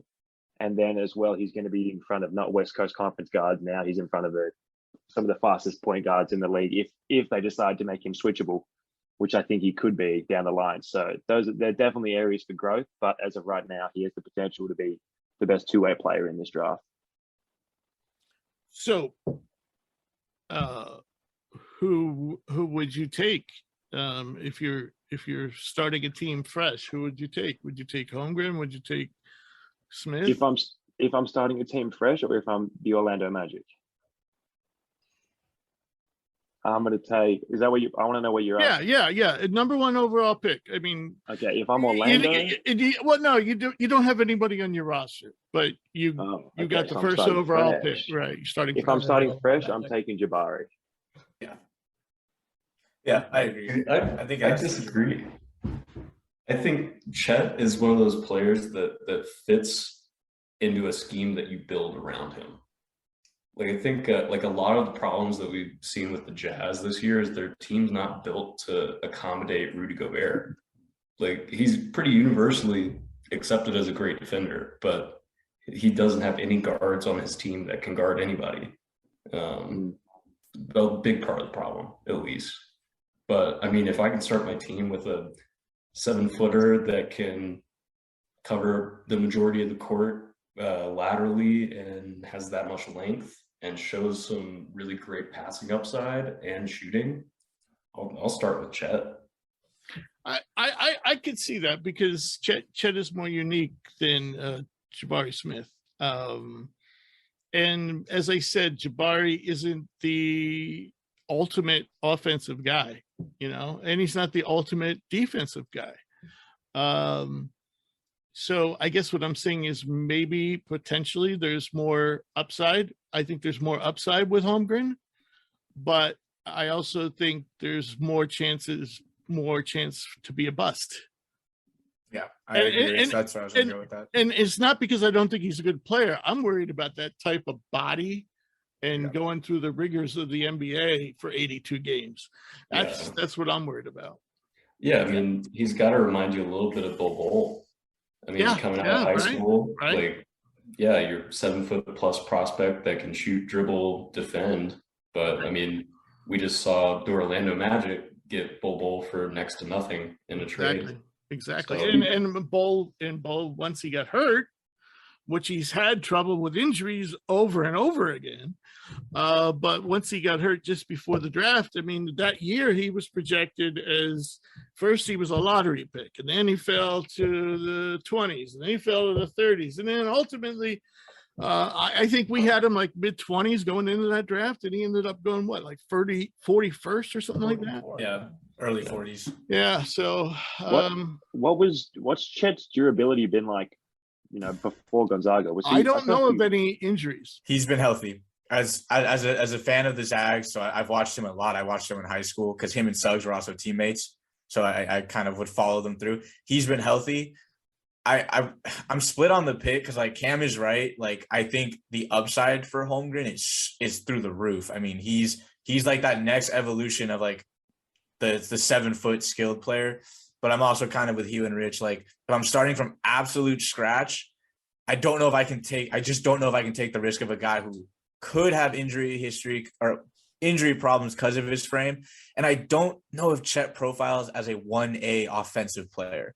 I think defensively he's great, but I just don't know. And this is from a fan of Chet. I see Chet being the type of player on a team where he averages 18 points, 12 rebounds, 2 blocks, passes, shoots really efficiently, but I don't know if he's going to be your 24, 25-point scorer per night. Jabari, I think, could get there. We're like, oh, that's their best scorer. I don't know if Chet can. Yeah. But Chet could be like the best overall player, but I don't know if he's going to be your best scorer. And when you're starting a team from scratch, you got to put points on the board. And I don't know if a guy's going to be able to peak there. Because I think Jabari does have that 20 to 25 point per game potential. I think Chet is, not just because I'm a Thunder fan and because I like Chet, but I think he's really ideal there because I think that's a place where he doesn't have to be that 1A, 1B. He can play great defense and be a scoring option when they need him to. And I think that's where he'll be best, to where like in Orlando starting from scratch, I think Jabari is the better option for them. Not to mention OKC centers range from 6'4" to 6'6" right now. Yeah, like our main center was Jeremiah Robinson Earl, and he's like 6'7", 6'8". I'm like, what? Yeah, right. Like, what are we doing? Right. Yeah. I think the thing with Chet too is that at Gonzaga we didn't get to see him be 1A. They had a lot of options. Right. And That's the best defenders. That's a very good point. I mean, Timmy's one of the most efficient paint scorers in the country in college basketball. If you have one of those guys, the rest of the guys are going to come up a little hungry for the ball. Yeah. Yeah. Timmy's just too damn good. For college ball already. It's time to bring on our special guest, Allen Flanigan, a 6'6" guard/wing from the Auburn Tigers. It's great to have you on the show, Allen. How you doing today? Doing good. How about yourself? I'm doing good. Joining me is Drew and Connor. We're going to alternate questions, and I'll start us off. It's been a strange past 12 months for you. Last year around this time, you were considered, a potential second-round pick, maybe even perhaps a late first-rounder, but you decided to return to school. Can you pick up the story from that point on, like from your injury, when that happened and your recovery, and what went into last year's decision, how much the injury, how that come into play, and how were you when you returned to action? Just really last year my decision was first off was to test the waters, and ended up staying in Auburn, just working out here. And I decided a weekend of that I wanted to come back to school, kind of better myself, fix the broken pieces that scouts questioned about me. So just coming back and came back, practiced for a month, and went down with the Achilles injury. had the surgery there, set out 7 months, came back late December, that early January, and just really had a hard time just getting back to myself. Wasn't 100% healthy, but docs and stuff gave me the assurance that I had a 100% chance that I wouldn't tear it again, that it was thicker and better. So just just working myself, from there, just trying to get back healthy. Okay. I'm going to pass you over to Drew. I know he kind of touched on part of your question, but I guess Yeah, I'll go ahead. double down on it. I mean, Allen, first and foremost, man, credit to you for coming back. I mean, we all know that the Achilles, any kind of Achilles injury, especially for a hooper, that's career changing, or could be. So just credit for you to come back, man. And I know there were people talking about when it happened that there might be a chance you missed the season. I mean, was that ever a possibility? Were you worried that, the season was on the line? And obviously, I'm sure when you came back, it was probably, an adjustment. How do you feel that mentally that went for you, kind of battling that demon? Starting out when it first happened, just me with the docs and talking to BP and stuff, that was a decision that I made with my family to come back and just fight, do whatever I had to do to get back on the floor that season, and not sit the year out. So did that, came back, struggled during the season, but I mean everything happens for a reason. So I kept my head up and just continued to work. Respect, man. Respect. So as you said, your production did decline, but you still went through the draft process. And I know you're going back to school, but I'm just wondering, what was that draft process like, and what kind of feedback did you get back from teams? Draft process was great. Just being able to go out there, go to the workouts with teams, and show them that having those 2-3 months to myself after the season really helped me. Was able to show my athleticism, my change of pace, my speed, running up and down the floor at the workouts. So basically, I just took the opportunity. Teams wanted to work me out and see how healthy I was, so I went with it. Went in there and just worked. Just showed them I'm getting back healthy, so that this time around next year it's a different story. Yeah, all in all, and by the way, for our listeners who don't know, Allen was at the G League Elite Camp, and all in all, I thought you did really well. I mean, with the testing and even on the court. One odd thing that I wanted to ask you about, and this is not my main question, but I wanted to ask you. You posted a standing vertical well above average, but your max vertical, and we know you could definitely finish well above the rim, but your max vertical was off. Did something happen there, or? No. See, actually, I jumped a lot higher at the individual workouts and stuff. Right. I don't know what it is, but just standing there, I was fine standing there. Then we got to the approach jump, the running and jumping, and just I felt a little funny when I was getting my steps together jumping. So I didn't jump the best there, but all my other scores and tests and stuff was fine. Yeah. Did they only give you one crack at it? No, we got I want to say 3. Well, okay. It was 2 jumps, but if you don't hit one on the second jump, like your third one's gone if you miss it. So okay. I jumped that, whatever I had, I jumped that one on the first jump. So I didn't knock any more of the little batons down. So that was it. Right. I would think you would agree that probably standing is probably the more important number anyway, but I knew that there was something off with the max. Yeah. All right. Back to my regular question. So what exactly did NBA teams communicate to you this year, or was it more the same from last year, since you didn't really have the time to improve upon your sophomore season? Was it just more of the same, or did they tell you some new stuff, or? It was really kind of the same thing, the things that we already know. That sophomore season, I was good shooting the ball. I can get to my spots and play off the dribble. A lot of the teams coming back around, they still want to see me be able to catch and stick the ball, just catch and go over the top and shoot it rather than having to put it on the floor. And then another thing was what was it? They want to see me become more of a secondary ball handler. So Right. working on those two things, getting that point guard background and my background, and then just trusting my shot and getting to where I can catch a stick just as well as I can play off the dribble. Right. We were actually talking about your point guard's abilities before Right before we started. Yeah, right before you Yeah. joined us. All right, I'm going to pass Yeah. you over to Drew again. Yeah, I mean, that's kind of where our next question was going is, Rich mentioned it. We were talking about your passing and kind of that secondary playmaking skill set that you have. So, what are the things that coaches, really emphasizing for you to focus on this offseason? And then is there a chance that we get to see you as the primary ball handler a little bit next season? I mean, I know you guys are losing some firepower and you're going to be a team vet. So any chance you're going to be running the show a little bit?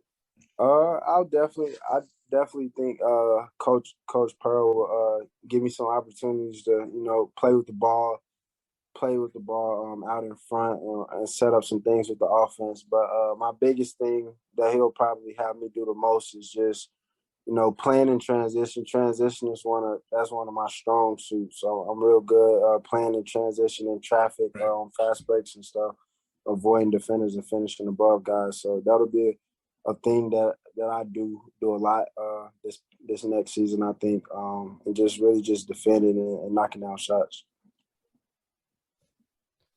So for Auburn, you're losing two of the best players in the nation. Jabari Smith is probably going to win number one or maybe two, and Walker Kessler.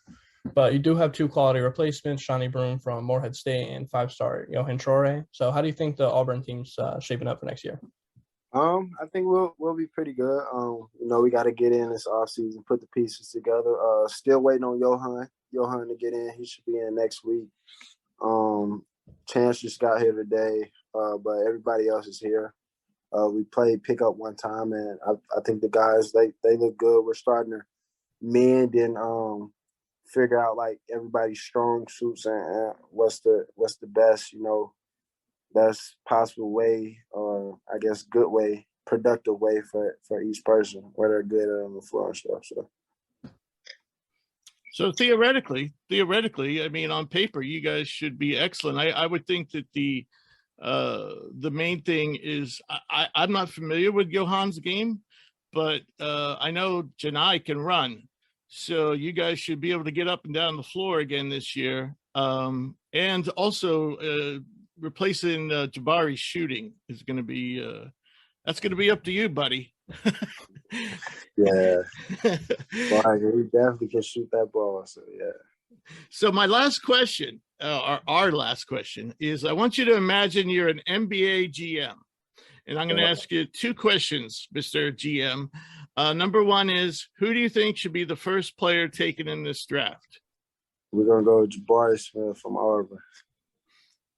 I agree. We have him on the top of our board. Have had him there for a long time. I think he's the most complete player. Now this one's a little tougher. Excluding your teammates, so no Walker, no Jabari. Who is a player that you have faced, and it wouldn't have to necessarily be in college, could be AAU, or even in high school.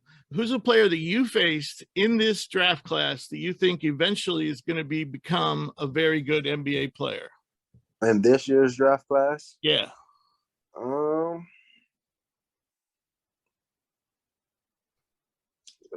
Let's see. I'm gonna go with this year's draft class. I would say, that we faced. I would just probably go with Jalen Williams from Arkansas. Played against him in high school. Played against him in college. He's kind of a mismatch. He's not a real big 4, a real big 5. He's probably about 6'8", 6'9", but he can move his feet. He can pass. He shows his playmaking skills. He can knock down a shot. So has a complete game. Has some things he needs to work on, but I think he's a great player. I think he's going to really improve at the next level and, be one of the guys that kind of like, I wouldn't say Jordan Poole to an extent, but be a guy that they have, that a team has in their back pocket that they can utilize. Right. We've actually talked about Jalen a lot on the show because I really like his versatility. I love his passing. So that's a good pick. What do you think about Keon Ellis? Keon Ellis. That's Bama, Alabama. Oh, About your I would size. He's about yeah, your he's size. about my size, a little smaller. He showed the ability to, knock down shots this past season. Last year, he was just more of a get to the rim kind of guy. Right. But I think his improvement from the past year to this season was really good. He improved a lot and really, helped himself out for the draft this year. So Right. Okay, well, Allen, I really appreciate you joining us, and I hope everything continues to progress for you. Please stay in touch. Maybe I'll get your email from Marlene, and I'll give you all my contact information, and we can get you back next year after the season, and you can let us know how things are going. okay, that sounds good. All right, thanks again, Allen. Appreciate it. Right on, Alan. Thank you. Thanks, Alan. Take care. All right. So let's see what we have for the mailbag this week. This is from Jonathan in Boston. And he said, Drew, it's clear that you are a diehard Warriors fan. Start, bench, or cut Steph, Clay, Jordan Poole. I'm gonna go in that order: start, bench, cut. I mean, Steph for me, I've resisted putting him in my top 10 all-time list for a long time, and that's coming from a Warriors fan because I think there's always been a little bit more that he needs. If they win a championship this year, he clearly is probably. I mean, I think it's clear at this point if they win, he's gonna be the Finals MVP. I think that vaults him into the top 10. I just don't know how bad they were for those 2 years. I know injuries were obviously a big part of that. But for him to basically call his shot in that presser at the end of last season, tell him, don't want to see us next year, and fulfill that promise to the point of getting to the finals and being 1-1 in the finals with, as good a shot as any to win it, that speaks volumes.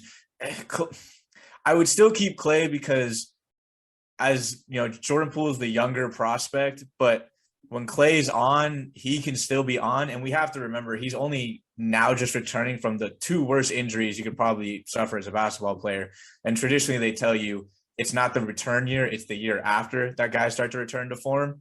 And so as bad as Clay was last night, and I joked, we saw the Game 6 Clay appear when needed. And Jordan Poole hasn't been phenomenal outside of that Denver series. He really got on the map because he was dominating. But, I mean, Denver was no match for the Warriors. As the competition got better, he slowed down. I mean, he went from averaging, I think, 24, 25 a game in that first series. I think his playoff numbers are down to 13. And even last night, pretty much before he hit that, that big half-court shot, he was not playing well. He just hit that shot, and then they just, rested Steph and let him he was going against backups. Like, his stats were a little bit inflated. I mean, Boston conceded the 4th, so that's my order. I could be wrong next year. I mean, if Poole continues to ascend and Clay continues to, maybe decline a little bit, that order will probably switch, but you got an all-time great and 2 guys who I think are going in opposite directions right now. I think you can start to get the fork ready to stick in Clay. So that's my opinion. No, I'm serious. I mean, he's clearly on the downside, so he would be the guy I'd cut. So apparently, it says Trevor from Orlando. Is Trevor associated with the Magic? Because it says I'm an Orlando fan. This is to me, and so stuck on trying to decide who we should take first. So this is written as if he has input. I trust your opinion a lot. Fans have input, Rich. Remember we had this discussion. Wait. He says all kinds of nice things, so that proves he's not Canadian. I trust your opinion a lot and love the podcast and the site. So tell me, and I'll trust you. Who should we take first? Well, we just had that discussion. Yeah. So the only problem is I think Orlando has like 50. Don't they have like 50 power forwards already on the team? So they're gonna have. I think their whole starting lineup is going to be 6'11" plus. It's going to happen. Right. They're trying to roll out the first 7-foot starting 5. Right.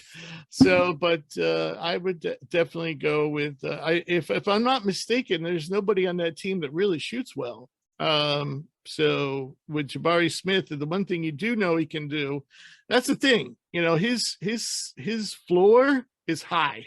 You know what I'm saying? He's not going to be a bust. He's just not. So Jabari Smith. Do you guys think there's any way that they trade the pick? Yeah, I could see that. But I mean, nobody to me is a clear cut. I mean, I could see a team that could want Jaden Ivey number one. So and would probably fit in Orlando better than either Jabari or Chet. Well, they already have they have Anthony and they have Suggs and Fultz, and I mean, yeah. I've never seen a more a huge collection of potential in my life, and yet nothing comes of it. They are so deep at every position, right? But not in a great way. Potential. With potential. Yeah. They have, I mean, every position they've got three guys that you're like, oh, he could be great, and it's like, all right, well, could and should are two different things, or could and is. I just think of like OKC coming to their front office and being like, hey, we got a couple more first round picks coming our way. We'll swap you. We'll take first. We'll take Chet. You know, I don't know if Orlando says no. Right. You know? Right. I just don't think among the top four that there's a huge differential. But some team might have, like we've talked about, Oklahoma City really could use Chet. It seems like a really good fit. So yeah, I could see that happening for sure. Rich, just quickly, yes or no? Are you taking Zion and Jose Alvarado for the number one pick? No way. You can have Zion. Yeah, good. I want no part of Zion. Nope. I'll take it. What about Alvarado? Alvarado is the sweetener in the deal. Okay. Come Grand on. Theft Alvarado, baby. Yeah, you tried to sneak him Zion to the Alvarado trade. Yeah. Jose Alvarado is going to be a nice backup for a while, and but just he's inconsequential when you're talking about the number one pick. He is. I mean, I'm just saying, it's just not going to matter. All right, so moving on. Catherine from Idaho wants to know, what drill or event would you add, change to the draft combine if you had the power to do so? Well, this is easy. I would have a drill where if you didn't participate in the other drills, that you actually got a good thrashing or something like that. Because I'm tired of these guys not playing and not testing out. But beside the thrashing drill, I don't know. I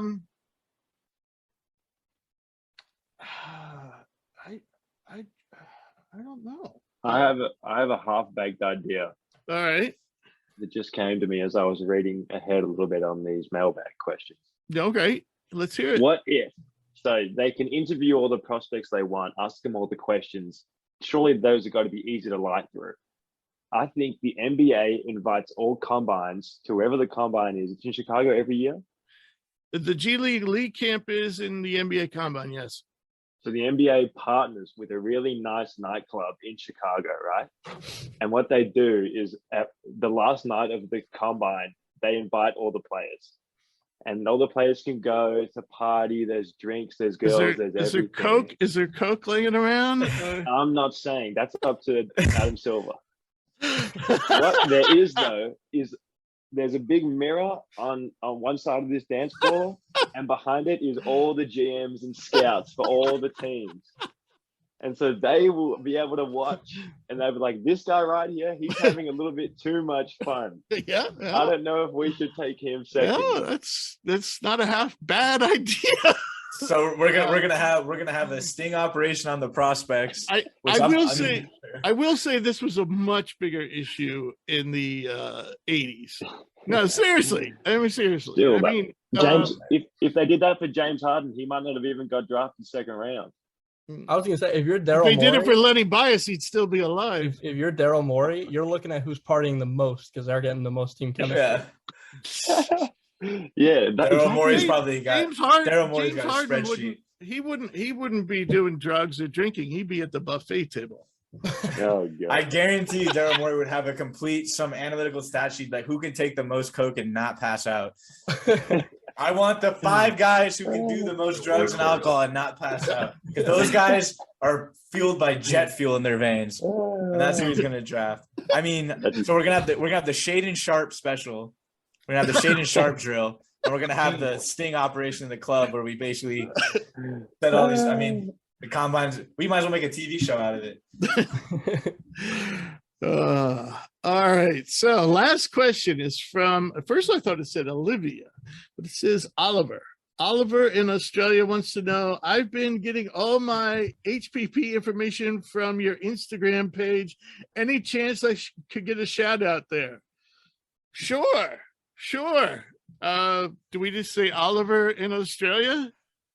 Oliver, mate, we'll give you a shout out. We'll throw you on the story or something. Well, Send us your Instagram and we'll give you a shout out. Everybody yeah, else that's the listening, thing. Who's Oliver?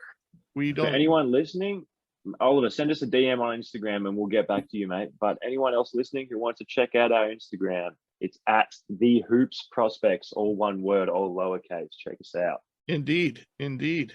All right, so that's a wrap for today. I want to folks, by the way, the address you can write us at is admin, ADMIN, at hoopsprospects.com.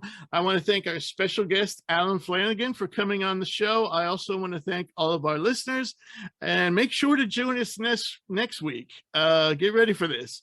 We will at least have one special guest who we know will be Hall of Famer Danny Manning. And in addition, we will do our first round of our annual group mock draft. So you don't want to miss this. This is where everything comes together as we make our final draft projections. See you next week.